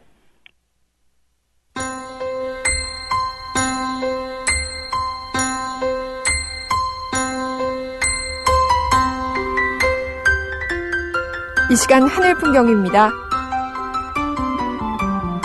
오늘도 어제 못지않게 춥습니다. 오히려 더 추운 느낌이 드는데요. 현재 서울 기온 7도로 어제 같은 시각보다 1도가량 높긴 하지만 찬바람이 불고 있기 때문에 체감온도는 어제보다 낮다고 볼 수 있습니다. 나오실 때 따뜻한 옷차림 하시기 바랍니다. 대관령 등 강원 산간과 경북 산간은 영하권으로 떨어져 있는데요. 어제보다 기온이 더 내려가면서 내륙 지방에도 서리가 내리고 물이 어는 곳이 있겠습니다. 현재 서울 기온 7도, 춘천과 대전 6도, 대구는 8도로 어제와 비슷하거나 1에서 2도가량 낮은데요. 오늘 낮 기온 서울 18도, 대전과 대구 19도, 전주와 부산 20도로 일교차가 10도 이상 크게 나는 곳이 많겠습니다. 내일은 가을 추위도 내일까지만 견디면 되겠습니다. 내일도 아침 기온이 한 자릿수로 내려가면서 춥겠지만 주말부터는 예년 기온을 회복하면서 추위가 풀릴 것으로 전망됩니다. 서울 지역 현재 기온 7도입니다. 이 시간 하늘 풍경이었습니다.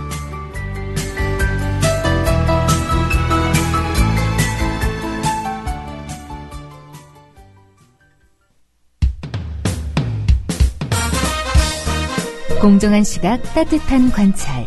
YTN 해직 기자 노종면의 뉴스바. 이제는 초대석으로 함께합니다.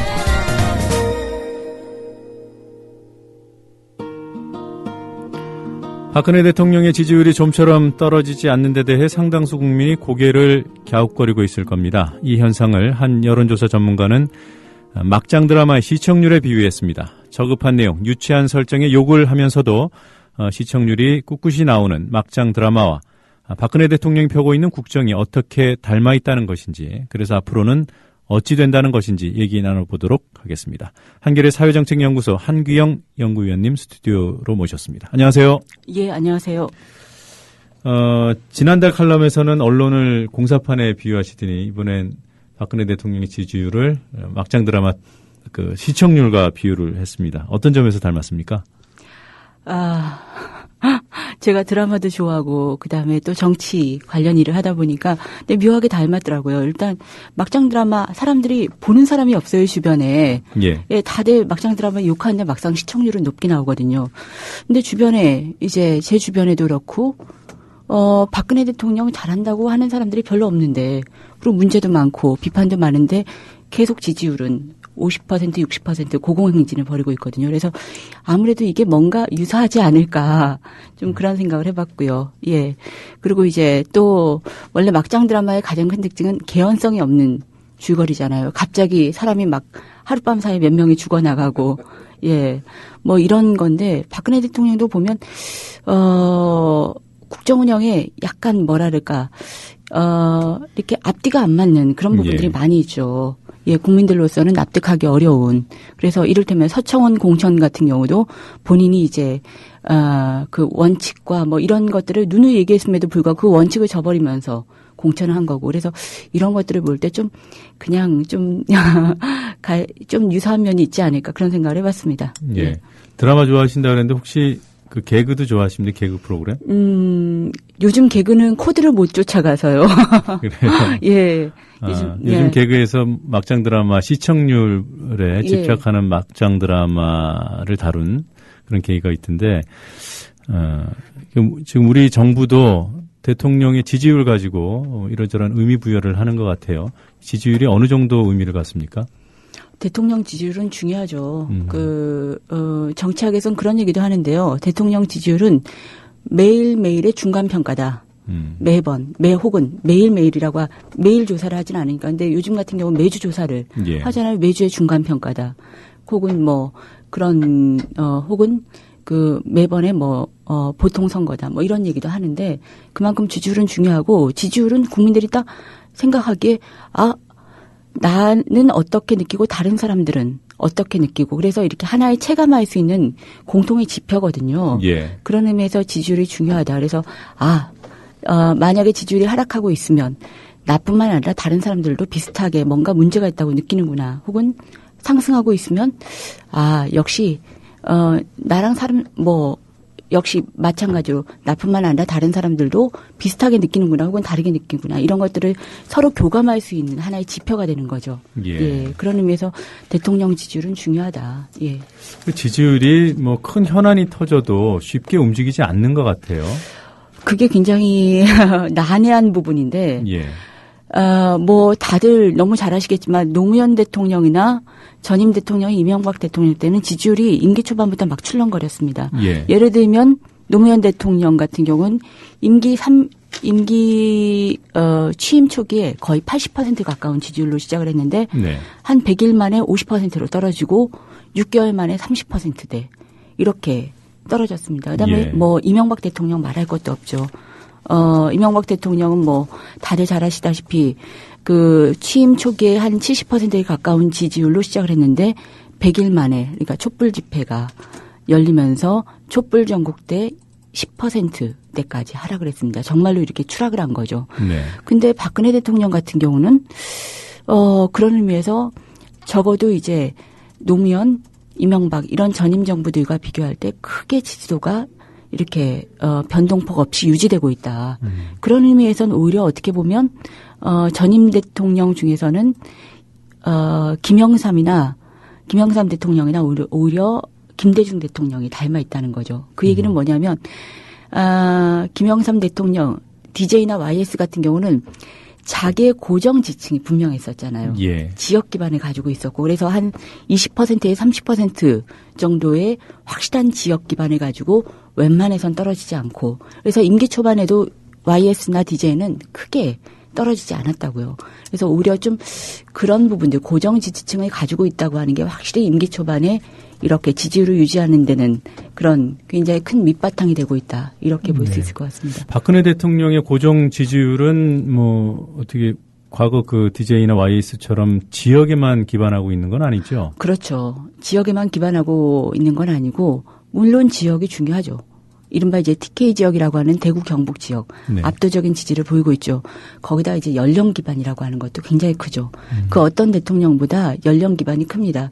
60대 이상 대부분의 박정희 시대의 그 향수 산업화 시대의 향수를 경험한 층이거든요. 이 사람들은 이분들은 거의 신앙에 가까운 절대적인 믿음을 가지고 있기 때문에 변하지 않고 있다. 그래서 어떻게 보면 DJ나 YS보다 그런 의미에서 지역 기반 외에 세대 기반까지 굉장히 강고한 부분이 있죠. 네. 그럼에도 불구하고 여러 가지 실정이 거듭된다면 지지율은 장기적으로 떨어지기 마련 아니겠습니까? 근데 최근 다른 현안들도 많이 있었습니다만은 기초연금 등의 복지 공약 파기 또는 후퇴 이런 논란이 지지율에 영향을 많이 미칠 것이다 이런 분석들을 내놨던데 어떻습니까? 좀 영향이 있는 것 같은가요? 일부에선 영향이 있다고 지지율이 드디어 하락하기 시작했다고 예 그런 글들도 여러 편 봤습니다. 그리고 단순 지표로만 보면 그렇게 볼 수 있는 조짐이 있습니다. 뭐냐면 지금 이제 매주 조사를 발표하고 있는 데가 이제 갤럽 한국 갤럽과 그다음에 리얼미터입니다. 근데 두 조사를 보면 10월 이후에 지도가 확실히 꺾이기 시작했습니다. 작게는 한 5%, 많게는 10% 정도 꺾이기 시작했습니다. 그래서 이제 이게 이제 기초연금과 맞물리면서 뭔가 서서히 균열이 오고 있는 게 아닌가. 좀 이런 분석도 있는데 근데 저는 이 부분에 대해서는 조금 더 냉정하게 봐야 될 것 같습니다. 무슨 말씀이냐면 지금 박근혜 대통령 지지율이 한 60% 내외 정도입니다. 떨어져서 하락해서 10월 첫째 주부터 이제 60% 내외를 보이고 있는데 이거를 9월 달 지지율과 비교해 보면 확실히 10%에서 5% 정도 하락을 했습니다. 예. 근데 그때는 언제냐면 9월 상승했을 때는 추석 직후였는데 그때가 이른바 이제 통합진보당 이석기 사태였습니다. 네. 이른바 공안정국에 의해서 뭔가 공안정국, 공안 사태가 이렇게 얼마나 이게 굉장히 큰 사건이었습니까? 그러다 보니까 국민들이 이건 아니다 그러면서 이제 그게 이제 보수적인 어떤 박근혜 정부의 쭉 지지율 상승으로 이어진 거죠. 그래서 네. 어떻게 보면 공안 효과에 의해서 그만큼 지도가 상승했다. 단기적으로. 그렇죠. 네. 그래서 그 전해를 보면 5월 달부터 혹은 4월 달부터 꾸준히 보면 55에서 60% 사이에서 일정하게 등락. 을 반복합니다. 그래서 조금 올랐다가 하락하기도 하고. 그래서 큰 틀에서 보면 아직까지 본격적으로 하락했다. 이렇게 보기엔 좀 어려울 것 같고요. 예. 그리고 또 하나가 뭐냐면 기초연금. 아까도 말씀하셨는데 기초연금 이제 다들 이거 공약 파기 아니냐 아니면 더 나아가서 공약 사기 아니냐. 예. 이런 주장을 많이 제기합니다. 실제로 이제 대통령이 약속을 어긴 거죠. 분명히. 근데 여기에 대한 여론조사는 보면 오히려 공약 수정안 혹은 정부의 기초연금 법안에 대해서 개정에 대해서 오히려 공감한다. 받아들인다. 이런 여론이 60% 이상 되거든요. 예. 그래서 이런 것들을 보면 아직까지 기초연금 때문에 혹은 약속을 어겼기 때문에 공약을 어겼기 때문에 대통령 지지율이 본격적으로 하락하기 시작했다. 이렇게 보기에는 조금 어렵지 않나 생각이 듭니다. 예. 정리를 해보면은 뭐 단기적으로 좀 떨어졌다고는 하지만 역시 단기적으로 급상승했던 이 공안정국 때문에 이석기 사태 때문에 급상승했던 부분이 제거된 수준. 그래서 이전 5, 6월 수준으로 그냥 회귀한 그렇죠. 것이다 이렇게 보시는 거죠. 예. 그래서 조금 그렇게 봐야 될 것 같고요. 예. 예. 그 기초연금 같은 경우에는 뭐 다른 정치인도 아니고 박근혜 대통령 같은 경우에는 약속과 신뢰라는 그런 이미지를 공고하게 구축해온 분 아닙니까? 그렇죠. 그런 분이기 때문에 약속을 지키지 않았으면 좀 영향이 있을 것이다 이렇게 분석을 했을 텐데. 그렇죠. 그럼에도 불구하고 안 떨어지는 이유. 예. 그렇죠. 그러니까 야권에서도 이건 약속 파기다. 네.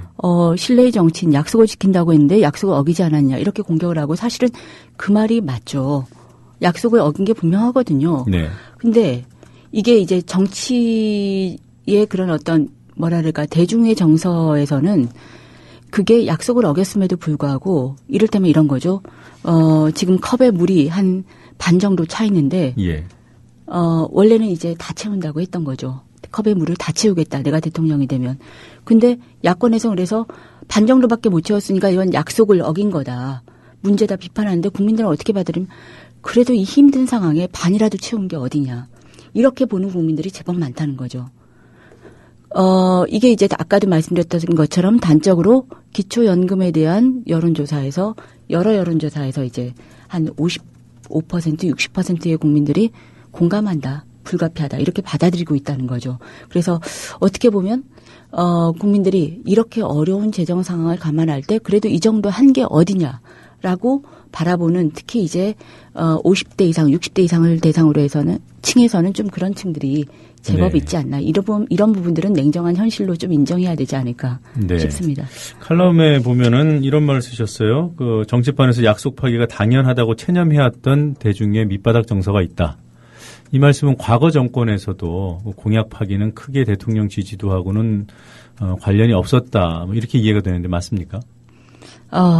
어떻게 보면 이거는 누적된 거라고 볼 수 있을 것 같아요. 그리고 어떻게 보면 이거는, 비단 이제 보수정부뿐 아니라 민주정부도 마찬가지인데, 국민들이 정치인들은 거짓말 하는 사람. 예. 그 다음에 공약은 뭐 선거 때뿐, 이런 식의 체념 정서들이 있고, 근데, 박근혜 대통령은 오히려 그거를 역으로 이용하면서 공약 가계부 같은 것도 만들고 이런 것들을 지키겠다고 했잖아요. 근데 예.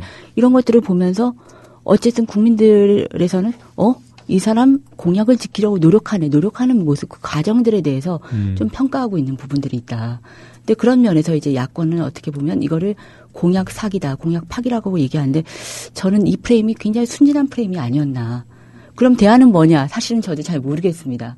근데 좀 이런 정서들, 국민들에게는 이런 정서들이 있다. 이런 부분들을 좀 인정하고 거기에 전략을 수립해야 되지 않을까 생각을 하고. 네. 예. 그런 여론에 뭐 공감하는 것과 별개로 현상이 존재한다는 것은 감안하고 인정해야 된다는 말씀이신 그렇죠. 거죠? 네. 그리고 이제 이럴테면 이런 겁니다. 기초연금 이렇게 예를 들어보면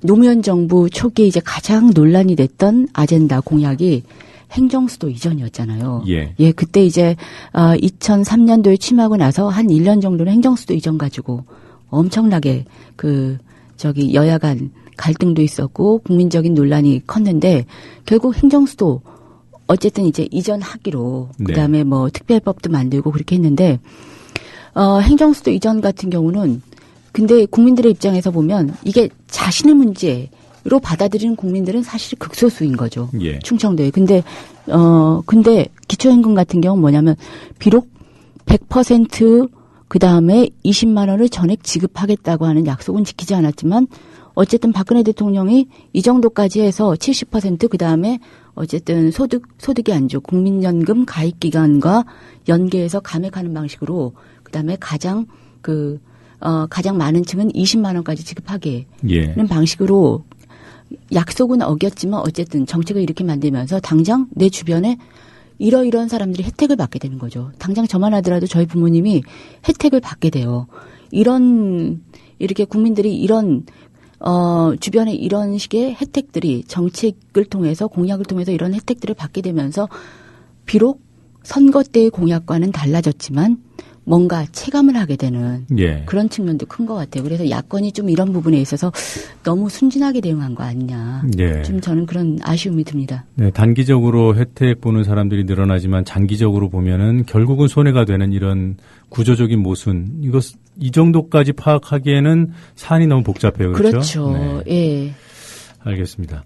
자, 얼마 전에 내일신문 여론조사 디오피니언이라는 기관과 실시한 여론조사에서 대통령 지지율에는 상대평가 그리고 미래에 대한 기대 같은 것이 담겨 있다. 그래서 한 60% 안팎으로 나오는 대통령 지지율이 실제 잘한다고 평가하는 것은 한 24% 정도밖에 안 된다. 이런 조사 결과를 발표했던데 어떻게 보십니까? 예, 실제로 그렇습니다. 임기 초반에는 평가할 게 별로 없잖아요. 그래서 대통령 지도는 보통 추세가 어떠냐면 이건 비단 우리나라뿐만 아니라 미국에서도 임기 초반엔 굉장히 높다가 이렇게 하락합니다. 네. 예, 그래서 대부분이 이래 하락 추세를 보이고 그러지 않은 대통령은 거의 일부에 그쳤다. 미국에서도 그러지 않은 대통령은 아이젠하워 한 명이었다 그래요. 그래서 이제 대부분은 하락 추세를 보이는데 그 이유는 임기 초반에는 기대감이라고 하는 그런 것들이 분명히 들어가 있는 거, 그게 거품이라고 표현하든 뭐라고 표현하든 분명히 있습니다. 근데 이제 국정 운영을 하다 보면 그 기대감이 당연히 이건 기대였구나, 이건 할 수 없는 거구나 꺾이게 되는 거죠. 그러면서 그 기대감을 가지고 대통령에 대해서 좀 국정 운영을 잘하기 바란다 기대했던 그런 층들이 서서히 떨어져 나가는 거죠. 그러면서 지지율도 하락하게 되는데 근데 이제 박근혜 대통령은 묘하게도 아직까지는 그 기대감을 가진 층들이 남아있다는 거죠. 제법. 그래서 그게 전임 대통령 노무현 이명박 전임 대통령과 비교해도 임기 초반이라고 하는 상황을 감안해도 좀 많이 남아있다. 왜 그럴까 그러면. 이 부분에 대해서 왜 그럴까. 결국은 저는 그 핵심 문제는 야당이라고 생각합니다. 무슨 말씀이냐면 결국 대안 세력이 없다. 그러니까 견제 세력이 없다. 그러니까 노무현 대통령 같은 경우 임기 초반에 지지도가 쭉 빠지면서 결국 그게 어떻게 되냐면 노무현 대통령은 임기 초반에 지도가 빠지면서 그 지지도가 결국은 당시에는 한나라당이죠. 네. 한나라당의 지지도 상승으로 이어진다고요. 예, 그러니까 실망한 층이 대안이 있을 경우에는 빨리 이탈을 하는 거죠. 근데 문제는 지금은 박근혜 대통령 문제있지만 달리 선택할 선택지가 없거든요. 지금 민주당 지리멸멸하고 그다음에 거기다가 진보정당, 통합진보당 거의 이제 괴멸 상태고 그다음에 진보정의당도 크게 다르지 않고 이런 상태에서 국민들이 달리 의지할 데가 없다. 그러다 보니까 그래도 박근혜 대통령이 좀 잘해야 된다. 이런 식의 기대감을 가지고 계속해서 좀 이렇게 지지 의사를 표명하는, 여론조사상으로 지지 의사를 표명하는 국민들이 좀 계속해서 있기 때문에 이제 지지율이 이 정도 나타나고 있지 않나. 이렇게 봅니다. 그래서 저는 어떻게 보면 지지율의 1등 공신은 어떻게 보면 야권이 아닐까, 존재감 없는 야권이 아닐까, 이렇게 생각을 합니다. 예. 뭐, 민주당 입장에서 들으면 좀 서운하기도 하겠지만, 뭐, 그런 비판하시는 분들이, 지적하시는 분들이 많더군요. 그렇습니다. 예. 근데 민주당이 나름대로는 뭐 이런저런 노력들을 하지 않습니까? 그리고 저희도 이 뉴스를 하다 보면, 정부를 비판하는 그런 목소리의 상당 부분이 민주당에서 나온다라는 것을 뭐, 있는 그대로 평가하게 되고요.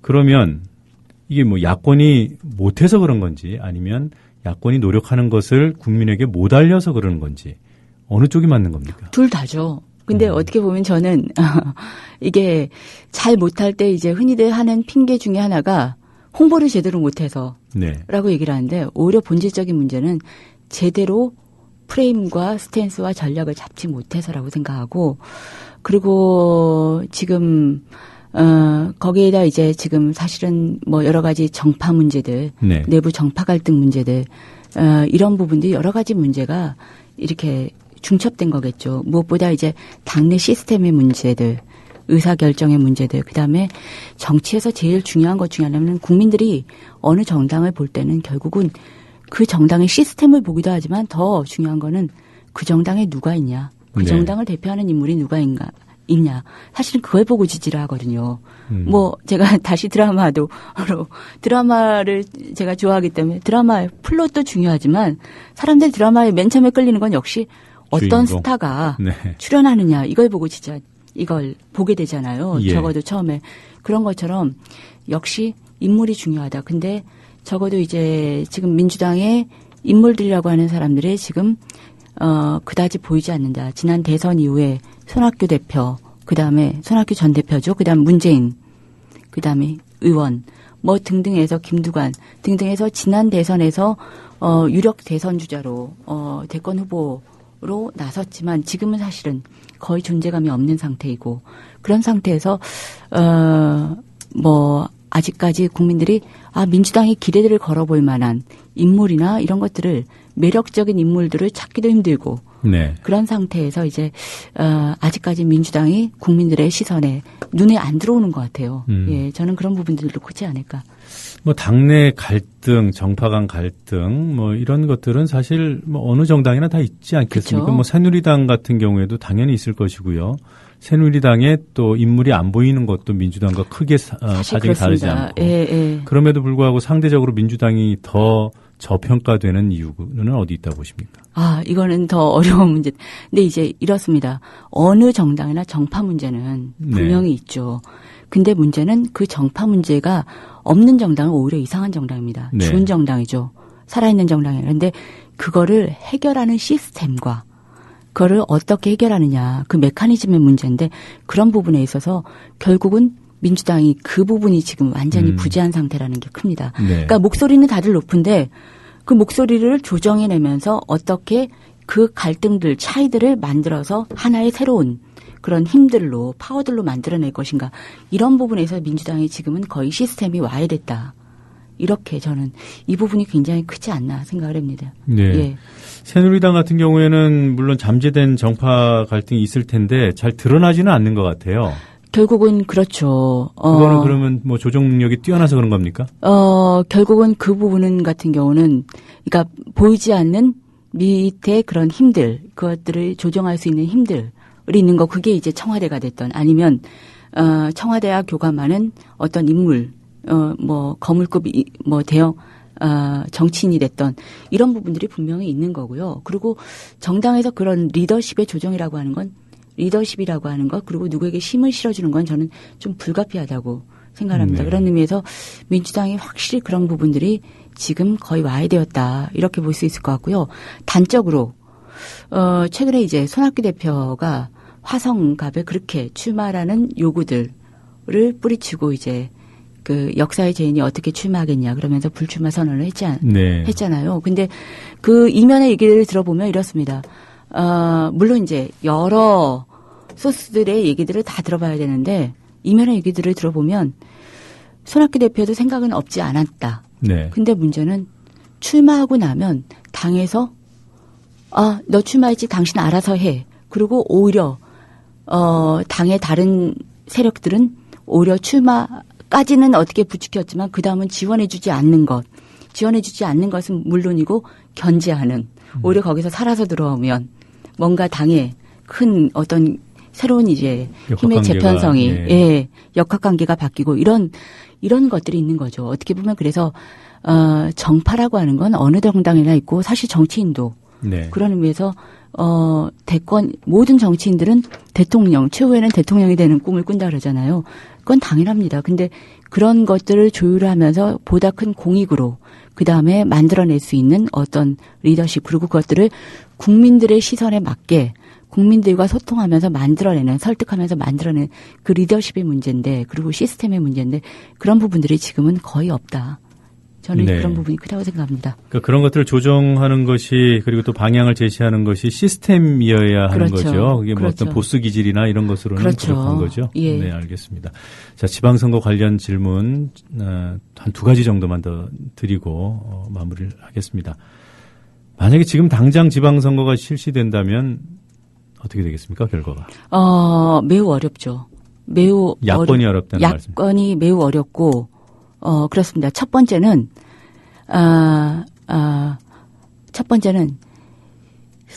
정치에 사람들이 유권자들이 관심 많고 분위기가 뜰 때 대체적으로 야권이 유리합니다. 예. 예. 물론 이제 지난 대선에서는 투표율이 높았음에도 불구하고 문재인 후보가 패배하긴 했지만 대체적으로는 이렇게 분위기가 업될 때, 그리고 이제 분위기가 다운되고 사람들이 정치에 무관심할 때 결국은 그때는 보수정당에 유리합니다. 왜냐하면 보수정당은 고정적인 기반들을 가지고 있고 그 고정적인 기반들은 50대, 특히 60대 이상의 나이 드신 분들, 웬만해선 투표하시는 분들이거든요. 예, 그렇기 때문에 그리고 보수정당은 조직을 또 하나 가지고 있다. 그렇기 때문에 결국 투표율이 낮고 그 다음에 이렇게 분위기가 다운되고 그 다음에 정치적인 어떤 무관심 이런 것들 냉소들이 지배적일 때는 야권한테 불리하다, 여권한테 유리하다, 보수정당에 유리하다 이런 부분이 첫 번째고요. 네. 그 다음에 두 번째는 지방선거는 그러니까 당장 수도권만 하더라도 지방선거는 총선이나 대선이랑 또 다른 게 개발과 지역 발전이라고 하는 것들에 대한 그런 유권자들의 관심이 매우 높습니다. 그러니까 대선이나 총선은 적어도 이슈를 가지고 투표할 수 있거든요. 대형 이슈를 가지고 큰 정치적인 이슈를 가지고 이거를 가지고 찬반 투표를 할 수 있는데 지방선거는 오히려 훨씬 더 복잡한 거죠. 그렇다면 지역 개발이라든지 이런 부분에 있어서는 아무래도 보수정당, 그 다음에 특히 집권정당이 유리한 측면이 있다. 예. 예. 이제 그런 것으로부터 조금 더, 뭐 다른 정치적 의미를 갖는 곳이 서울시장 아니겠어요? 그렇죠. 그 부분은 어떻습니까? 서울시장도 마찬가지입니다. 서울시장도 크게 다르지 않은데, 근데 이제 서울시장은 한 가지 이제 이런 부분이 있죠. 일단, 그럼에도 불구하고 서울시장은 다른 경기도지사나 혹은 다른 충남도지사나 다른 지역과 다르게 서울시장은 정치적 이슈가 통하는 곳입니다. 네. 예. 그리고 또 하나는 서울시장, 지금 이제 박원순 시장 임기가 이제 2년 정도 지났는데, 평가가 나쁘지 않습니다. 그리고 이제 기존의 그런 시장들과는 다른 그런 나름의 이제 괜찮은 평가들을 받고 있고 그래서 서울시장 선거는 정말로 이제 해봐야 된다. 네. 하지만 어느 쪽으로 가든 간에 49대 그야말로 51의 그런 팽팽한 그런 어려운 그런 판이 될 것 같다. 네. 예. 그리고 이제 또 하나는 지난 지방선거 때는 서울시장에서는 그러니까 시장도 시장이지만 의원들이 사실 또 중요하잖아요. 예. 시의회를 어디가 잡느냐. 근데 시의회들이 거의 다 이제 시의회와 광역 그다음에 기초단체장 모두 야권이 일치되게 잡았는데 이번 선거는 어떨지 모르겠다. 이번 지방선거는. 그러면 이제 설령 잡는다고 하더라도 매우 서울시장에서 박원순 시장이 연임을 한다고 하더라도 매우 어려운 그런 임기가 되지 않을까 생각을 합니다. 예, 알겠습니다. 오늘 여기까지 듣도록 하겠습니다. 고맙습니다. 예, 고맙습니다.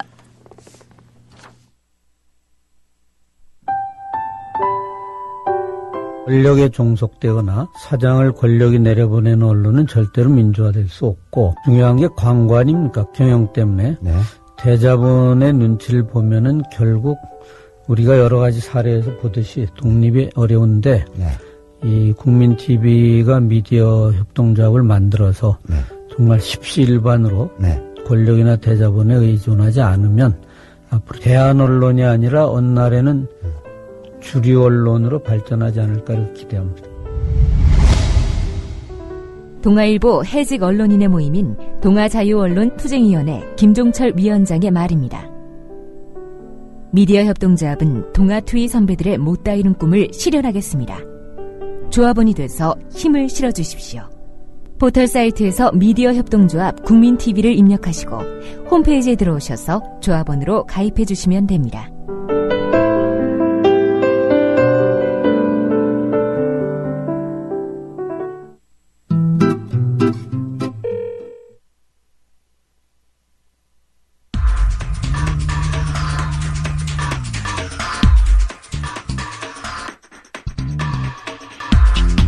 세계 최초의 에너그램 정치 풍자, 시사 에너그램 공갈입니다. 정치인의 발언을 구성하는 음절들 순서만 바꿔서 풍자가 담긴 새로운 문장을 만들어냅니다. 오늘은 김용판 전 서울경찰청장의 국정감사 발언이었죠. 선서를 거부하면서 한 말 공갈통에 넣어보겠습니다. 형사소송법 제148조에 따라 선서와 증언 서류 제출을 하지 않겠습니다. 네, 지난 8월 국정원 국정조사 때도 선서를 거부하더니 재미가 들리셨는지 이번에 또 배짱을 부렸습니다. 야당이 공격하는 현안이면 거의 기계적으로 두둔하던 새누리당도 김용판 씨에게는 호통을 칠 지경이었으니 일반 국민이야 오죽했겠습니까? 그 심정을 충분히 공감해서일까요? 오늘 에너그램은 다소 과격한 단어를 만들어냈습니다. 김용판 씨의 원래 발언 속 음절들을 그대로 유지한 채 그 순서만 바꿔서 만든 문장 들어보시겠습니다. 조사 백서류와 재소송 증언 제출 않겠습니다. 법에 따라서 형을 선사하지. 덜. 남성이 말했습니다. 조사 백서나 증언 같은 것을 제출하지 않겠다. 그랬더니 여성이 말합니다. 법에 따라서 형벌을 선사한다. 그 형벌이란 18이었습니다. 사실 이 에너그램 문장은 원음의 음절 2개를 18이라는 3개의 음절로 대체했습니다. 18을 원래 2음절로 표현을 하면 방송 부적합 시비가 일 수도 있겠지만 그렇다고 시비가 두려워서 대체한 것만은 아닙니다. 18 자리에 들어가야 할 진짜 표현, 그 2음절을 여러분께서 직접 찾아보시는 재미를 드리기 위해서였습니다. 18을 어떤 형벌로 대체해야 진짜 에너그램이 완성될까요? 원문과 교정문 이어서 들어보겠습니다. 시사 에너그램 공갈이었습니다. 형사소송법 제148조에 따라 선서와 증언 서류 제출을 하지 않겠습니다. 조사 백서류와 재소송 증언 제출 않겠습니다. 법에 따라서 형을 선사하지. 덜.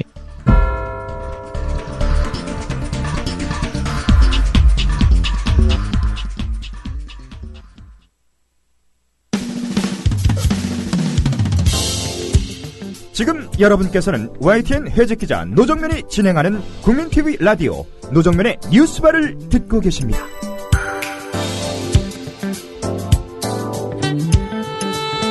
네, 시적절하면서도 볼만한 영화들만 골라서 흔들어드리는 최광희의 영화 쉐킷 시간입니다. 이번 주 주제는 공포입니다. 단순한 공포가 아니라 독재정치 수단으로서의 공포. 이것을 다룬 영화를 영화평론가 최광희 씨로부터 들어보겠습니다. 안녕하세요. 네, 안녕하세요. 예, 송곳니라는 영화가 있어요. 네, 2009년작인데요. 그리스 영화입니다. 2012년에 우리나라에서 개봉했어요. 감독은 지오르고스 란디모스. 이 영화는 이제 한마디로 독재에 대한 우화다 이렇게 표현을 할 수 있을 것 같습니다. 예. 우화라고 하는 거에 대해서 이제 사전 설명을 좀 간단하게 드리면은 우화, 뭐 동물들도 나오고 막 이런 우리가 흔히 알고 있는 어렸을 때 많이 봤던 뭐 그림 동화라든가 이런 것들은 이제 우화죠. 보통 이제 현실적인 것과는 좀 거리가 먼 약간 비현실적인 그런 설정들을 담고는 있습니다만 그것이 이제 우리의 현실 세계를 은유하고 있다라고 하는 그런 특징을 가지고 있는데요.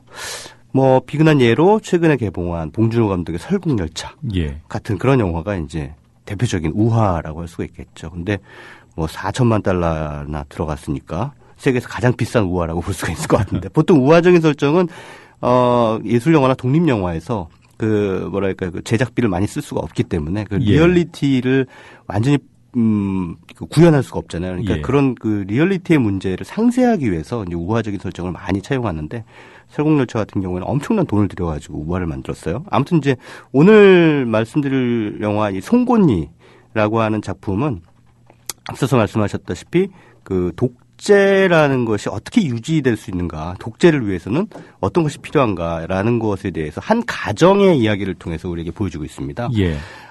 굉장히 큰 정원을 가진 이제 집이 이제 배경인데요. 아버지가 있고 엄마가 있고 그 다음에 그 사이에 아들 하나, 딸 둘이 있습니다. 세 아이들이 있는데 이 세 아이들은 평생 집 밖에 나갈 수가 없습니다. 왜냐하면 아버지가 못 나가게 해요.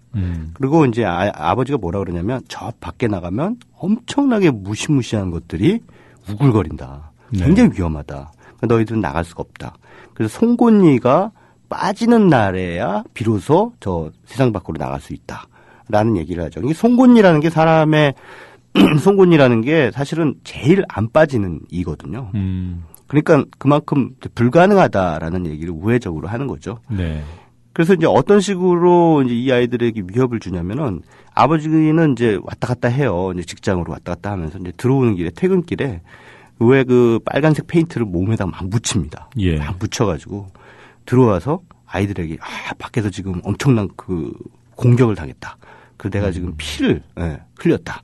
이런 식으로 이제 공포를 조장하는 거죠. 그러니까 애들 입장에서는 정말 바깥 세상은 상당히 그 무시무시한 곳이구나. 뭐 이렇게 생각하면서 이제 성인이 다 됐어요. 성인이 다 됐는데 이제 성욕이라는 게 이제 있잖아요. 이 얘들을 성욕을 이제 해소시켜줘야 되니까 아버지가 자신의 회사 비서, 여비서를 데려와서 자기 아들의 성욕을 이제 대리해서 시켜주는 그런 설정이 나옵니다.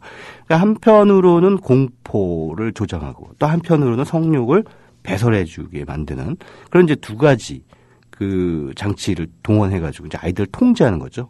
또 한편으로는 그 언어를 원래 그 뜻 그대로가 아니라 완전히 다른 식으로 이제 그 언어 훈련을 하는 거예요. 그래서 우리가 흔히 알고 있는 그런 단어의 뜻이 아니라 엉뚱한 뜻으로. 그래서 뭐 이를테면 꽃을 보면은 뭐 아름답다, 뭐 이렇게 느끼는 게 아니라 굉장히 뭐 무섭다, 뭐 이런 식으로 그 단어가 연상되는 뜻을 완전히 바꿔서 이것도 굉장히 시사적이죠. 그러니까 기본적으로 우리가 어떤 그 단어의 명징한 뜻이 아니라 거기에 편견이 들어간 개입된 방식으로 뭐 인식을 한다든가. 대표적으로 뭐 레드 컴플렉스와 관련해 가지고 뭐 이를테면은 우리 사회에서는 빨간색은 무조건 안 좋은 거잖아요. 예. 그러니까 빨간색은 빨간색인데. 새누리당 색깔인데요? 그런가요?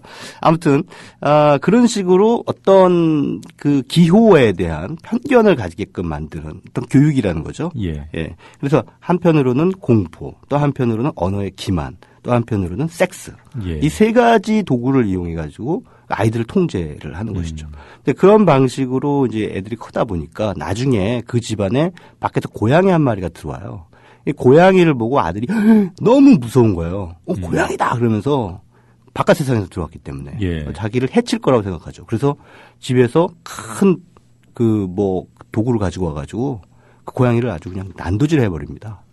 죽여버려요. 근데 이게 되게 의미심장하고 역설적인 게 뭐냐면 사실은 고양이는 공포의 대상이 아닌데 이 공포에 질린 이 친구가 오히려 더 공포스러운 행동을 하는 거죠. 훨씬 더 잔인한 행동을 하게 되는 이제 그런 상황으로 이 집안의 상황을 이렇게 뭐 유도해 나가는 그런 과정을 통해 가지고 우리가 흔히 독재 정권이 국민들을 통제하기 위해서 사용하는 공포라든가 이런 것들을 은유하고 있다고 볼 수가 있을 것 같습니다. 어찌됐든 무섭게 만들면 그러니까 이 논리는 그거죠. 벽에 밖에 거대한 위협이 있다. 그러니 너희들은 내 말을 잘 들어라. 네, 내 말에 토달지 마라. 그렇게 통제된 사람들은 오히려 더 폭력적이 될 수 있는 거죠. 그렇죠. 네, 거꾸로 더 잔인하고 다름에 대해서 용인을 하지 못하는 이제 그런 이제 상황이 되는 거죠. 네, 매우 흥미로운 영화고 설정이고. 네, 그렇습니다. 자, 재미도 있겠어요. 그러니까 이런 영화는 기본적으로 조금 마인드 셋업을 좀 하신 다음에 보시는 게 좋을 것 같아요. 예, 왜냐하면 그냥 보시면 뭐냐 이 영화가 지금 제가 이렇게 소개를 해드렸기 때문에 이건 우화다. 그러니까 독재에 대한 아주 서늘한 우화다. 이렇게 이제 기본적으로 그 정보를 공유하신 뒤에 영화를 보시면은 그 영화가 함의하는 바를 곱씹으면서 조금 더 영양가 있게. 그 영화를 관람하실 수 있지 않을까 싶습니다. 반면에 그 매우 친숙한 배트맨이 나오는 영화도 소개해 주신다고요? 짧게 좀 소개해 주셔야겠어요. 다크나이트라는 영화들 많이 보셨죠? 크리스토퍼 놀란 감독의 영화인데 영화 속에서 이런 설정이 나옵니다. 이제 배트맨에게 위협을 가하는 이제 악당이 조커잖아요. 예. 배트맨, 네가 정체를 밝혀라. 나는 너의 정체를 알고 있다. 너는 그렇게 정의로운 놈이 아니야. 너의 정체를 밝히지 않으면 이 고담 시의 모든 병원을 다 폭파해버리겠다. 라는 위협을 가하죠. 그러니까 어떻게 됩니까? 시민들이 공포에 질리게 됩니다. 그러니까 조커의 전략은 시민들을 공포에 떨게 만드는 것입니다. 그러다 보니까 대혼란이 일어나게 되고 그 다음에 유람선, 배를 타고 이 도시를 막 빠져나갑니다. 그런데 조커가 또 다른 위협을 가하죠. 이 배와 저 배, 두 개의 배에 폭탄을 설치했다. 그래서 한 배에는 일반 시민들이 타 있고 한 배에는 죄수들이 타고 있습니다. 그런데 서로 먼저 상대방 배를 폭파시키는 그쪽은 죽이지 않겠다. 이렇게 이제 얘기를 하게 되죠. 그러니까는 이 배에 탄 사람들이 엄청난 딜레마에 빠지게 됩니다. 예, 그러면서 서로 상대방에 대한 배를 폭파시키는 게 좋지 않겠느냐. 그래서 그 안에서 막 혼란이 일어나는 가운데 토론이 벌어지죠. 그러니까 이런 설정을 통해서 이 다크나이트라는 영화는 상대방을 먼저 죽이지 않으면 내가 죽는다. 라고 하는 것이 그 사회를 통제하는 데 있어서 굉장히 중요한 그런 장치라는 거죠. 그러니까 결국 약육강식, 승자 독식. 신자유주의. 그러니까, 그러니까 사람들을 경쟁의 우리 속으로 막 몰아넣는 거예요. 그럼 아무 생각 못 하거든요. 비판의식도 사라지고 정치의식도 사라집니다. 그런 식으로 이제 우리 사회가 달려가는 부분에 대해서 이 다크나이트라는 영화는 굉장히 그 우화적인 통찰을 통해서 보여주고 있는 것이죠. 네. 오늘도 매우 흥미롭고 꼭 보고 싶은 영화 소개해 주셔서 고맙습니다. 네, 감사합니다. 네, 영화평론가 최강희 씨였습니다.